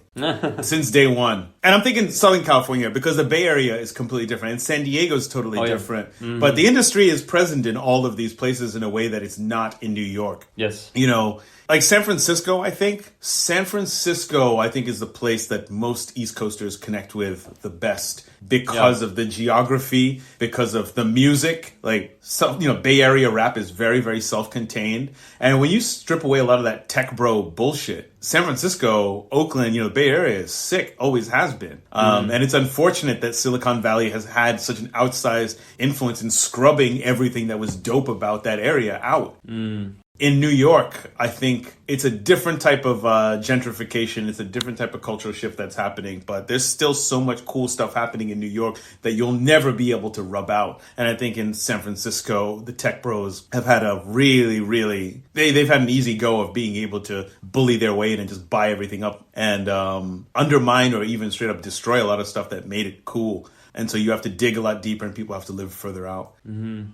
Also, you know what? The East Coast has a much deeper connection to Europe. A lot more European skaters. And I think also the East Coast has a pretty awesome connection with New England, so Boston, Connecticut. but then also Florida. But then you think about how many Florida skaters come out to the West Coast. So Florida is actually secretly the big homie in skateboarding. Mm-hmm. That's the state that actually runs things in terms of just like the sheer amount of talent. Alyssa Steamer, Andrew Reynolds, Rodney Mullen, Alan Gelfand, the guy who invented the Ollie. We could go on all day. Yeah. There's so many. Clyde Singleton. It's actually Florida. It's not East Coast. It's not West Coast. It's actually Florida. Jamie Foy today. Yeah, exactly. Like Florida runs things. Florida is, and also Miami's tight. Miami has a great skate scene, which you would never think. But let's see. Patrick, you spent some time away from skateboarding and then came back. So I want to know what caused you to drift away and what brought you back. You mentioned this earlier, yeah. I think part of it was grad school. I was in grad school from 2005 to 2007. I was insanely busy. I was also working at the time. I kind of plateaued and was losing, I didn't have a skate shop that was anchoring me. I wasn't going to skate shops that often anyway. I wasn't getting out as much as I used to skate. And then when I started playing music, there was a part of me that kind of was a little bit superstitious. It was like, I don't want to get hurt. So I drifted away. Mm-hmm. Yeah, and a big one too was also getting like that stupid ticket at Pulaski. It was $100 plus $100 impound fee. So it was ended up $200, including $100 to get my board back, and I was just frustrated. Yeah. And what brought me back? The Alley Bar series, which Templeton, which you were in, Paul Young, Palace and Bronze. Mm-hmm. Supreme, been longtime fan of Supreme, and it was seeing so much New York and Europe footage. I think the Bronze and the Palace stuff especially remind me of being a teenager and being up late and just watching the Guide channel on cable in the suburbs, because Peter from Bronze and like a lot of these folks are from either the outer boroughs, like, so I think Peter's from Queens, I think Costas from Quarter Snacks is also from Queens.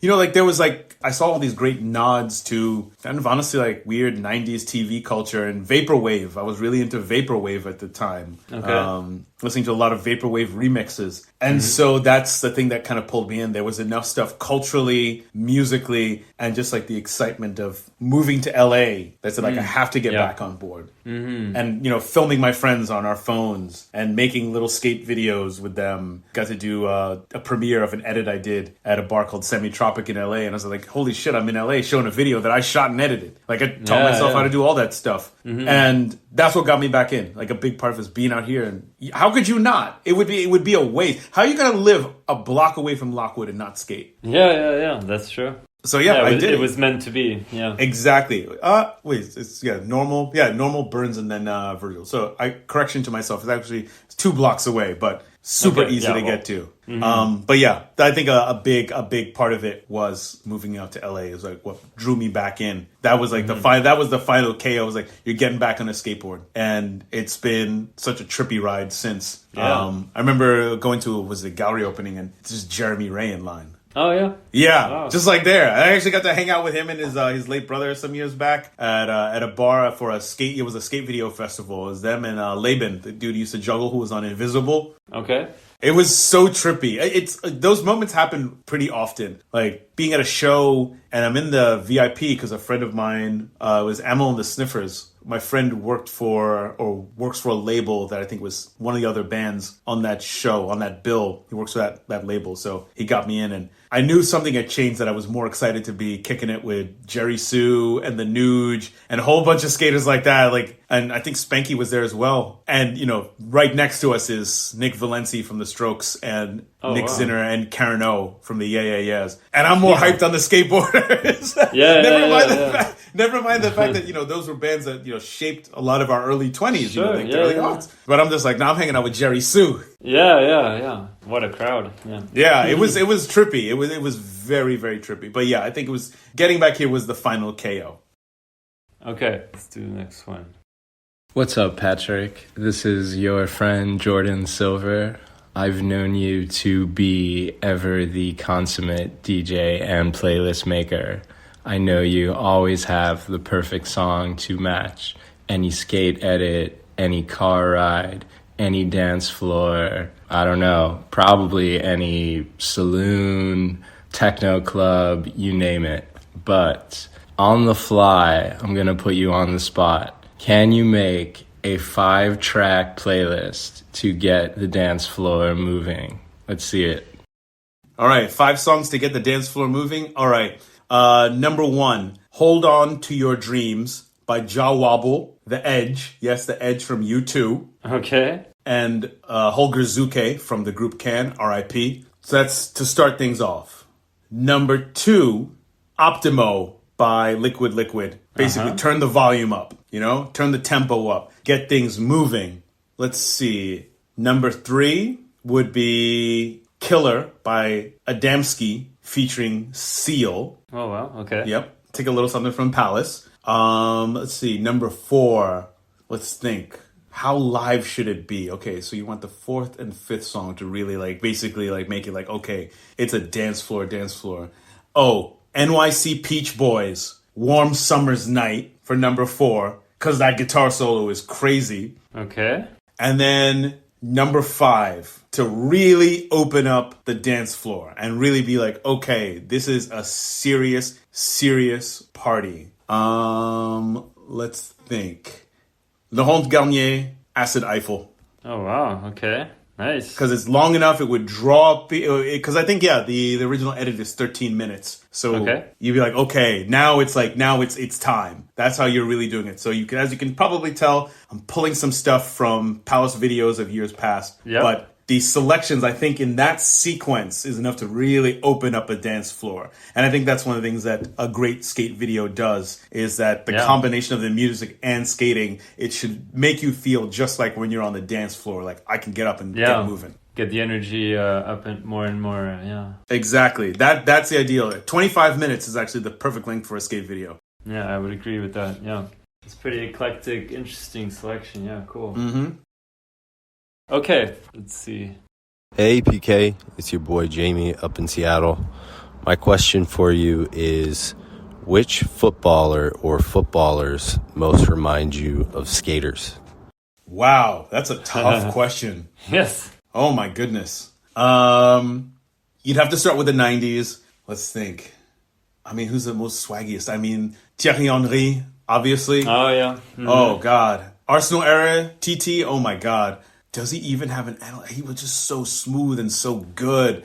Sal Barbier. And not just because, Sal Barbier is from Louisiana, big Creole thing. But yeah, in terms of the smooth, the technique, the finesse, everything, every touch was golden. In terms of Zidane, I don't know if skateboarding has somebody that talismanic, somebody who hushes all conversation like that, who hushes all debate.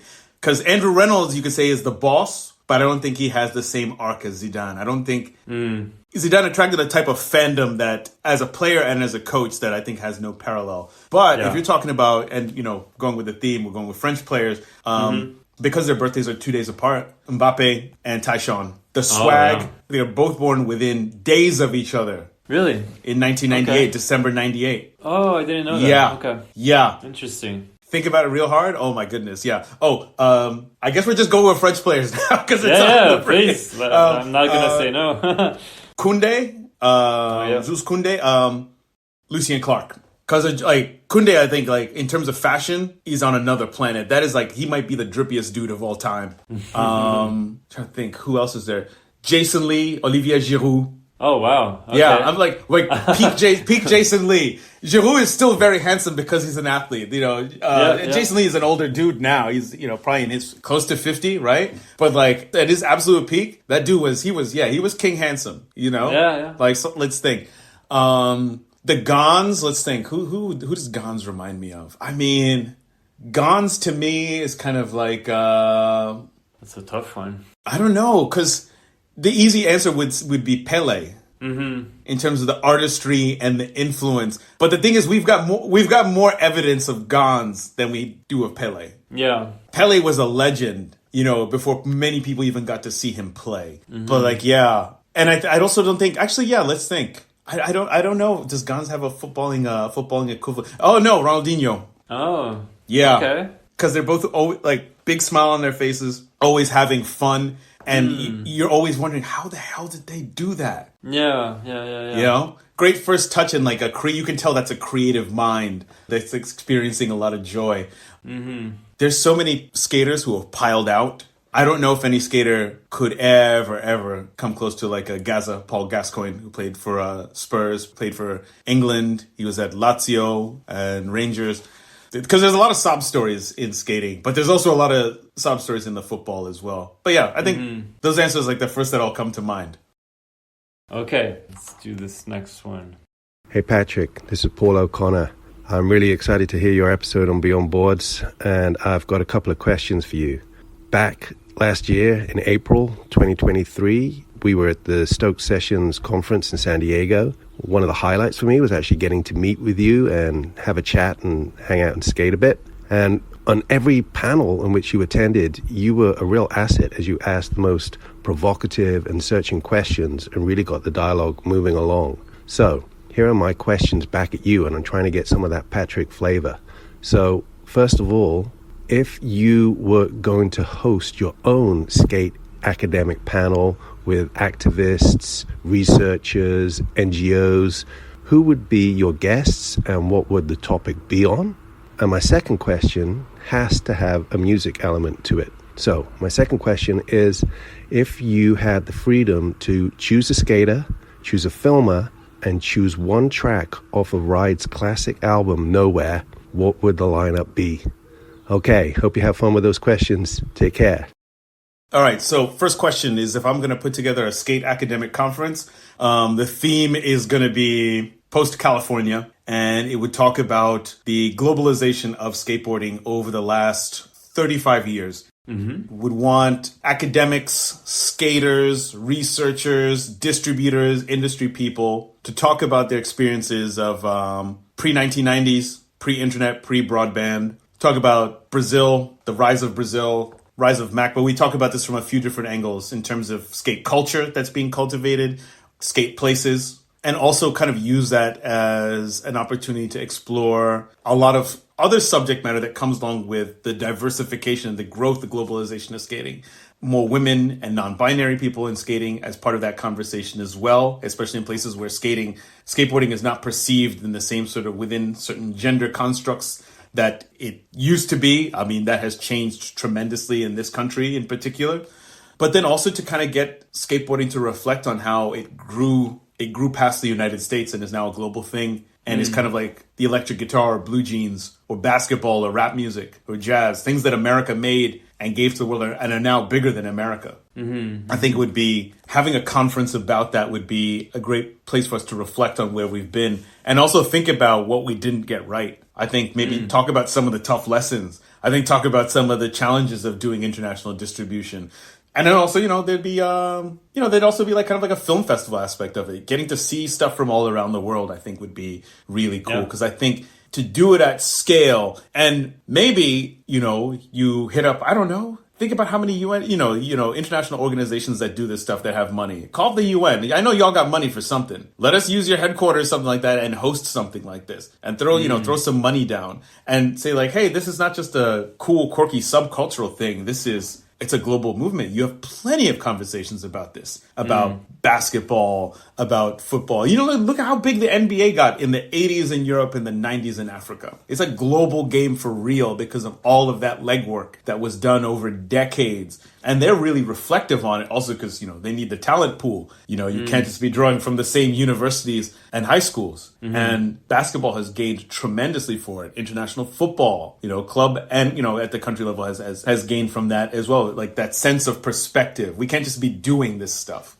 And then for your second question, so it's the skater, the filmer, and the song? A song from Ride's album Nowhere, yeah. All right, the song would be, I want to say this is on the expanded version, Taste. So definitely Taste.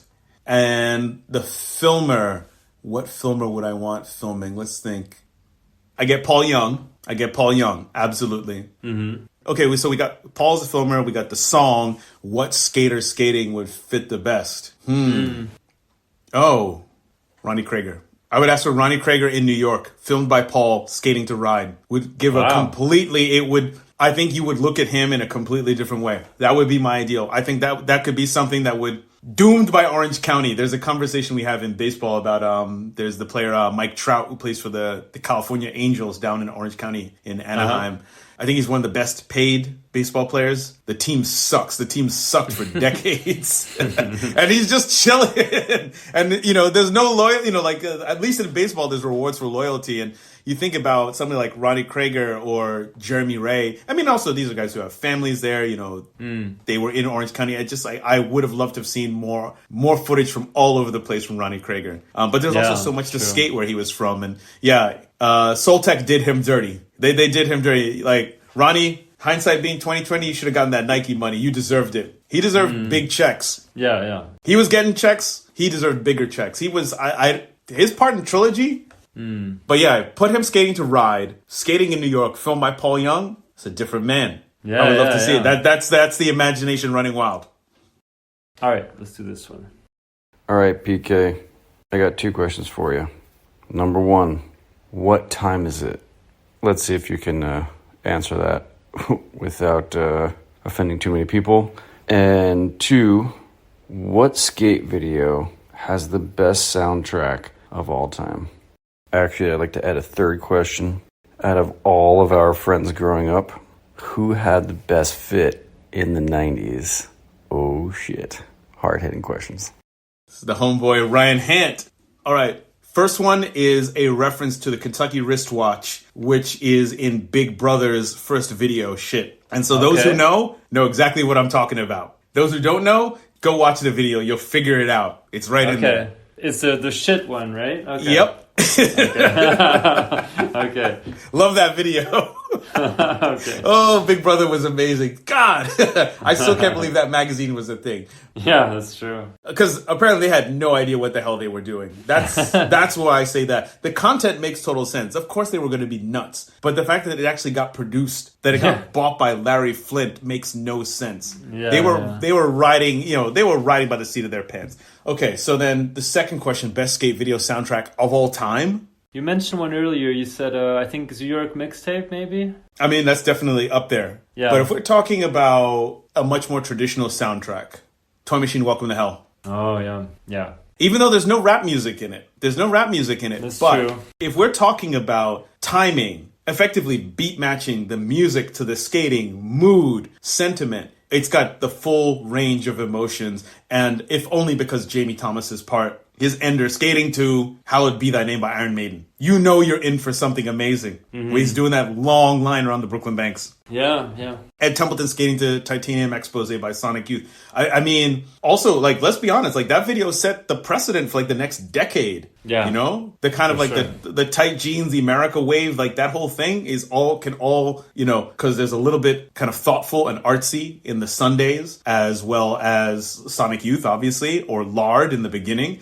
It's got straight up Hesher, music with Iron Maiden, Black Sabbath deep cuts, got some Santana for the Rasa Libre crowd, right? The iPath crowd. It has almost everything except for hip hop. If we're talking in terms of a much more sonically wide ranging, that's really tough. I mean, pure hip hop, New York mixtape above all. Maybe Eastern Exposure 3, although there's a couple songs in there that feel a little. I love the fact that they used Pavement. I didn't love that they used Smashing Pumpkins. It didn't quite fit for me. I think most of the rest of the soundtrack choices in there. But if you're talking about one video, perfect soundtracking that makes sense, boom, that's it. Yeah, good choice, yeah. Oh, and the best dressed of our crew is Shane Adams. Oh, yeah. This is a homeboy Shane. Shane edited the Epically Latered on Ryan Lay that just dropped. Oh, okay. Awesome. And he's also the editor on a future episode that's coming up that I won't say what it is or who it is, but I'll let you know after we stop recording because it's going to be a good one. Okay, let's see. Anthony Pappalardo asked your top 5 tracks that you'd like to see used in a skate video or edit, and bonus, who skates to them? Oh my God. I actually have a running list. So hold up, let me pull this up. This is something I've been doing. All right. I think Andrew Reynolds should give us a retirement part where he skates to The Big Music by the Waterboys. Okay. Let's see. If we're talking another person who is quite mature in their skating and hopefully is going to continue to bless us with more parts, I would love to see a Jerry Sue part where he skates the song Love at First Sight by The Gist. Okay. All right. So Victor Campillo Imahakai by a group called Les Troisième Oeil, rap group from Marseille. I think an all-night part from him. Oh, yeah. That's what I want. All on the late night tip. Nice. Okay. Oh, Savannah Stacy Keenan, who skates for Palace. I want to see, apart from her, skating to Sada Bonaire. So SAADABONAIRE. It's a song called More Women. Okay. Yeah, it's on some like 80s German minimal. Yo, it would be really good. So we're at what, number 4, right? Yep. So I have 2 more. Okay, let's see. John Rattray, whose skating I've really been getting into recently. Skating to Don't Shilly Shally by Edwin Collins from Orange Juice. It's one of his early solo songs from the 80s. Okay. And then Lucas Puig, Le Roi du Short. Yes. Skating to Les Thugs, who are a French alternative / punk band that was on Sub Pop, I believe. And it's a song called As Happy As. Because I think it would be quite a departure, because we're used to seeing him shorts, hip-hop, Italo-disco, two-step. You know, he skated to that song Gabriel in the Palace video when he was in the shared part with Jamal Smith. But I think it would be really interesting to see, like, Lucas Puig, straight-up 90s French alternative rock. Mm-hmm. Interesting. It would hit different, but I figured, hey, if we're getting crazy, let's just do something completely different. Oh, one more bonus. Chandler Burton from their skateboards skating to Nitzer Ebb, Fun to Be Had. Okay. Yeah, and maybe throw in like a Nick Basario, like just like a little cameo. But like, I think Chandler skating to Nitzer Ebb would be hard hitting. It'd be really good. Okay, let's do the 2 last ones. Hi, Patrick. It's Sebastian. So beyond you being a skateboarder, many people would also know that you're an avid football / soccer fan. And so my question to you would be, growing up, if given the opportunity to either be on your favorite skate team, whether it be with the pros that are on that team or with a group of your friends, would you rather do that, or would you rather be on your favorite football club with all of your friends, or maybe your favorite football players? And which teams would it be for either sport? Thank you. Oh, man. That's such a tough question. All right, if I'm going to pick any team, it's going to be the 2003, 2004. Okay, we'll go club and country. Yep. Club, 2003, 2004, Invincibles, Arsenal's unbeaten season that culminated them winning the premiership that year. That's a team I would want to be, the club team I'd want to play for. International? This is tough. Honestly, I'm stuck on this one. So obviously it's going to be France. It's going to be the French men's national team. Mm-hmm. But there are squads with performances in years that France did not win or got eliminated from the knockouts or the group stages. Like, how sick would it be to be on the 06 team with Zidane and Henry, but they lost to Italy in penalties? I don't think I could. I was heartbroken then. I was heartbroken, with 2022 against Argentina. Yeah. 2018 seems obvious because of Pogba and N'Golo Kante. I mean, it's probably is it 98? First time at home? Yeah. At Stade de France, I watched a team last year. That would be amazing. But also Euro 2000. Oh, yeah. Yeah, I think it would have to be, France Euro 2000. Okay. France Euro 2000 would be the team I'd pick. So skate teams, though. Oh, man. Who would I want to be on? I mean, if I could be on any team, and they're just like, PK, we're adding you to the squad, or like it would be me and all my friends, 101. Oh, yeah. Like 101, but 101 with Gino, Dill, Clyde Singleton, Marcus McBride. Mm-hmm. That'd be the illest team ever. Yeah. That'd be the number one. The close second would be Blind with LeVar. LeVar, Robbie McKinley, Gideon Choi, Ronnie Krager. Who else? Oh, yeah, Josh Casper. Josh Casper was tight. People love to, it's very funny. People have this sort of it's a bit like airbrushing, like airbrushing stuff out of history. It's like, come on, you were stoked on the Benihana. Stop playing. Yeah. He was doing his own thing for sure. Yeah. Oh, yeah. He was good too. He was good. Yeah, but he was talented, yes. Yeah, so the number one would be 101 at the absolute peak. Okay. Yeah. And then Blind second, okay. Yeah, Blind second. But yeah, in terms of club team would be Arsenal Invincibles or France Euro 2000.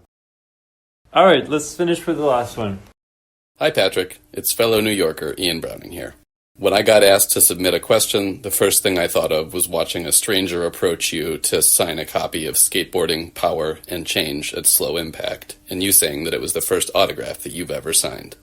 I'm curious if you can share something new that you've learned about skateboarding, or a perception that you had that's changed since you've started as a host on Mostly Skateboarding, started volunteering with the Harold Hunter Foundation, and generally building out your own platform within skateboarding.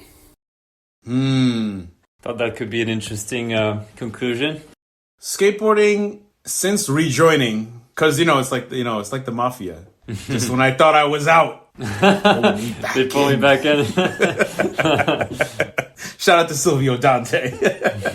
But it has become a much more accepting, warmer, kinder place. I'm not sure how it was in France in the 90s, but in the US, we were kind of infected with this sort of Gen X, very kind of detached, blasé. It was cool to be a dick. It was cool to haze and to be mean. Not as bad as, say, in school sports, but definitely if you didn't fit a certain type, you weren't a certain type of personality, you weren't thick-skinned, you weren't going to make it. And I think a lot of people internalize that. And I think that's where you see a lot of the friction about skateboarding culture. Because I think in diversifying, because there are always lots of different people skateboarding. It's just now it's more visible. There've always been women in skateboarding since day one, for example. But now you have, you think about Rookie Skateboards based out of New York and how ahead of their time they were. And how if it had just been a couple years later that they could have been one of those hub companies that, say, Meow became over many, many years.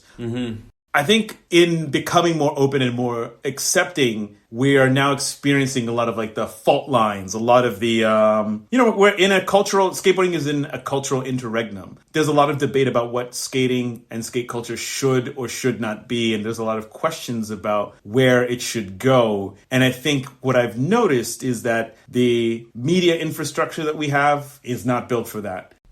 It's much more ad-based and more promotional and influencer-centric as opposed to a space for critical journalism. So a lot of the problems, a lot of the cultural issues, a lot of the substance issues, a lot of stuff that a journalist or a media institution should be probing and asking questions about and pushing back on gets swept under the rug because it's a lot of access-based journalism. You don't want to screw up a good thing. You don't want to have some team manager or company owner say, well, fuck those guys. They said this about our riders or they criticized whatever. They're not coming on any trips with us and we're not going to give them access to our new video. We're going to send it to somebody else.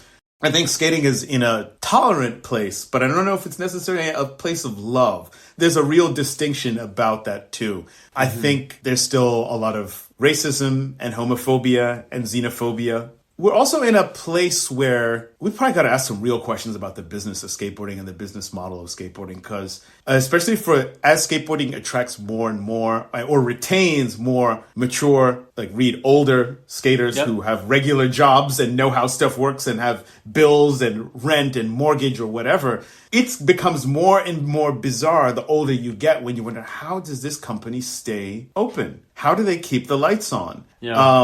I think also skateboarding has internalized a lot of bad employer behavior. A lot of really poor best practices. There's been a lot of talk about that Chico Brenner's interview on the 9 Club where he talks about late checks. If you do anything in skate podcasting, it can be really difficult to keep up. So it hypes me up so much that you listen to Mostly Skate, and I love listening to Vent City, Beyond Boards, obviously. I'll try to check out the 9 Club if it's something particularly juicy like this week. Sure. But back to what Chico was talking about in there, those of us who have worked at companies where there's been pay cuts, we all know a half a paycheck is still a paycheck. And that's something that isn't talked about enough. Like, why do people stay quote unquote loyal? Because what else are you going to do? You can find ways. You're like, okay, I can get another job. I can get my sponsor, my other sponsors. Maybe I can get some more money from them. If you're married, you got a spouse, a partner, whatever. It's like, okay, we're going to have to do some massaging our finances. I wish those conversations were in there as opposed to the immediate assumption I just run into the product room, into the warehouse and start stealing shit. But because skateboarding is this black box, the skate industry is a black box that we don't know how people get paid,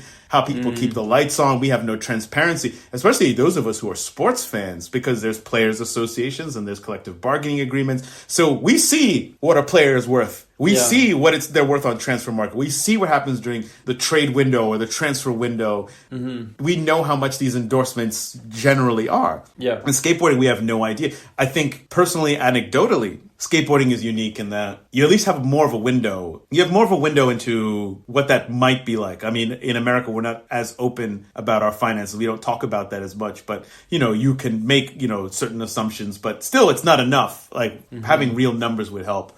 I think another thing about skating that's really strange right now is the Olympics. Yeah. I know Paris is making a huge push, and the French skateboarding folks, I think Stéphane Laurence, who's the man, like, seeing that dude in a 411, I think it was issue 20, just like, holy shit, this guy's cool as hell. Wow. Like, they're putting in so much work for the Olympics, and I'm wondering, how do you make the Olympics hit better than the last time? Because I think because of COVID, there was nobody in the audience, and I think the announcing was pretty terrible. At least the English language commentary was not very good. And so I really got to wonder, is skateboarding going to make it past the LA Olympics in 2028? And why is it so difficult for there to be transparency about skate competitions? Why is it so hard for us to figure out how people are going to make money, how people are going to be able to earn a living doing those contests? And how can you make them more inclusive? I think about the kids in Uganda who are basically using GoFundMe and using the nonprofit to be able to travel to go to these qualifying contests.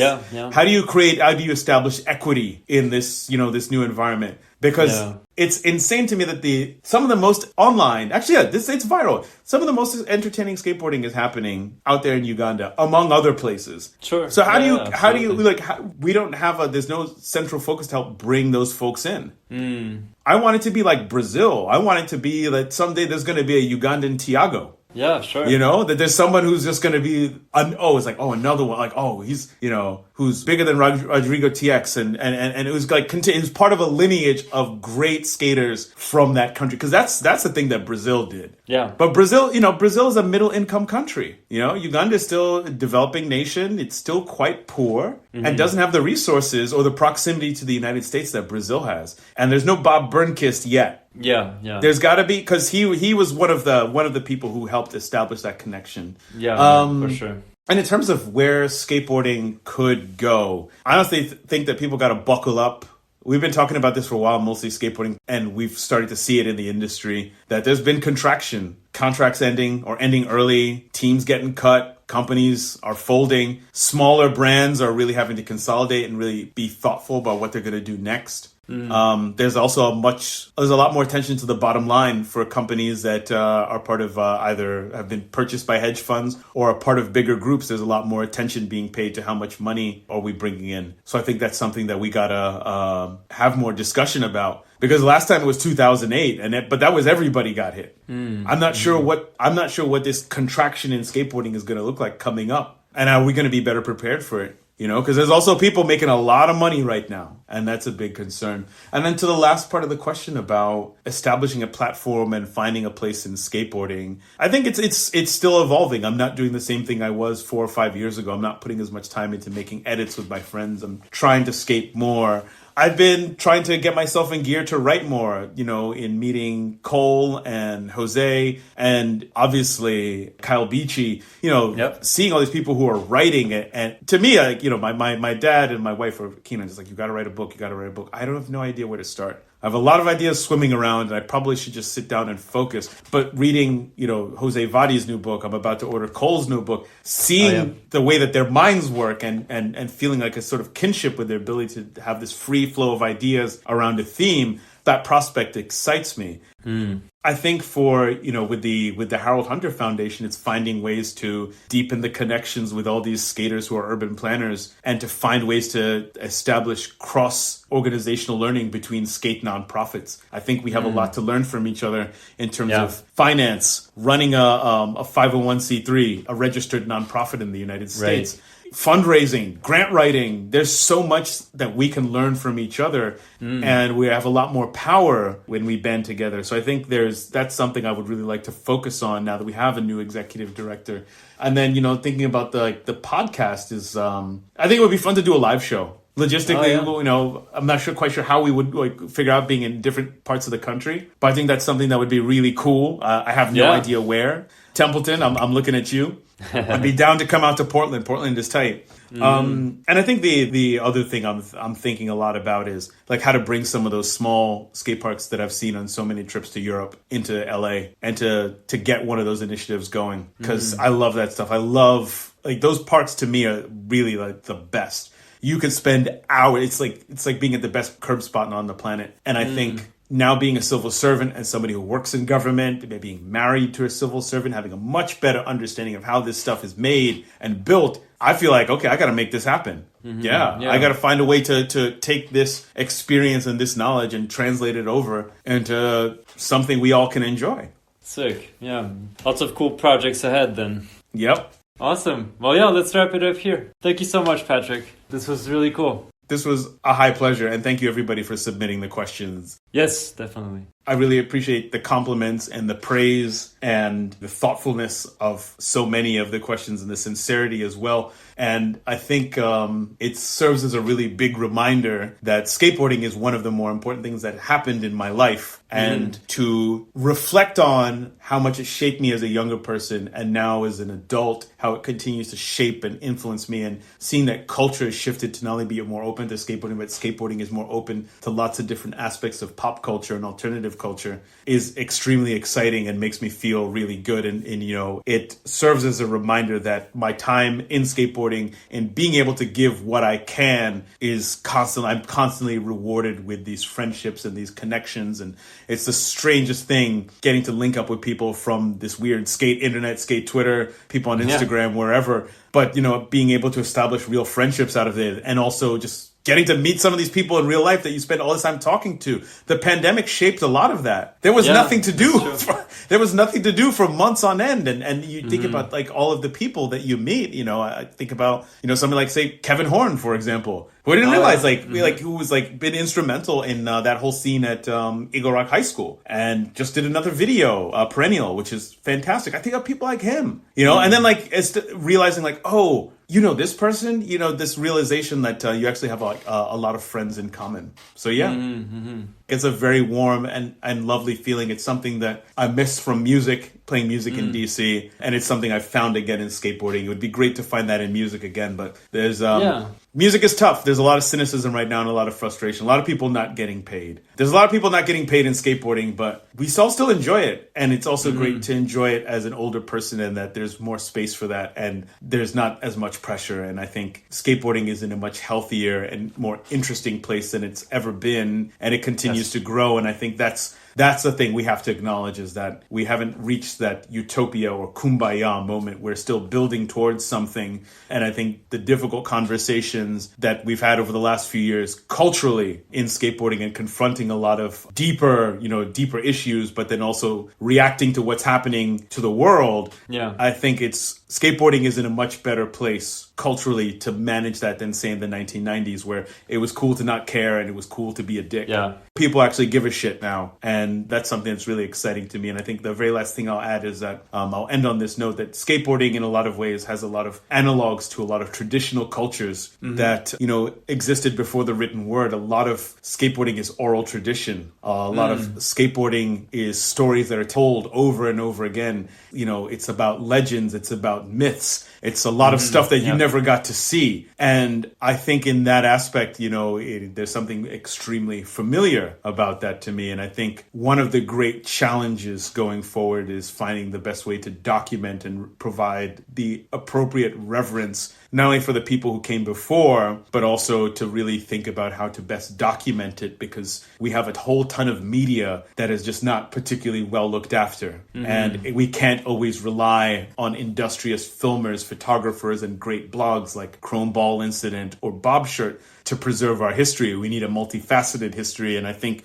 we need to establish best practices for recording, maintaining, and sharing our history so that it can supplement that oral tradition. Because there's really something to there's a huge analog about the big homie. Every scene has one. I'm sure there's somebody you remember growing up. I remember this guy called Joe Mayer. It's the first guy I ever saw skate a handrail. Think about that. There's a whole 20 or 30 people in my life who remember that guy. Yeah. Who know that dude. And that is traditional culture. That's as traditional as it gets. Like, oh, this one person. The first person to do a trick at some place. The concept of an NBD. I mean, Paul O'Connor wrote Skateboarding and Religion. He touches about this quite extensively. There's a ton of analogs, which I think are really, really cool. And I think it's a space that's worth talking about. Like, I saw somebody the other day who said that the Internet Archive's page of skate catalogs from back in the day, I was like, holy shit, this is like my Dead Sea Scrolls. This is skateboarding's Dead Sea Scrolls, because everybody's remembering the boards that they saw in catalogs. Like, I want this one. I want these shoes. I want the blind jeans. I need the Menace hoodie. But yeah, so I'll end with that. History is important. The cliche is indeed true. You know, those who forget their history are doomed to repeat it. But skateboarding has such a rich history, not only on its own, but also one that is reflective of fashion, of art, and culture from all over the world. The better preserved it is, the better stories that we can tell. I think the better experience that new skaters in the future will have navigating the past, they won't feel as intimidated or as dismissive of it. They'll appreciate it. Just like every great DJ has to know the breaks. You got to know, if you're a hip hop producer, you got to know the classic breaks. If you're making beats, you got to know your breaks. You got to know the source. It's part of the culture. It's not just there by accident. You got to remember who did that. And it's got to be passed down. It has to be maintained. There's elements to it. And I think that's the challenge for skateboarding right now. Finding and cementing our place and getting it out there and maintaining it. Because if you don't write your history, somebody else will. That's it for my conversation with Patrick. Follow him on Instagram at Kigongo, P-K-I-G-O-N-G-O. And if you aren't doing it already, make sure to go listen to him and his friends on the Mostly Skateboarding podcast. Thank you for tuning in. See you soon for a new episode of Beyond Boards.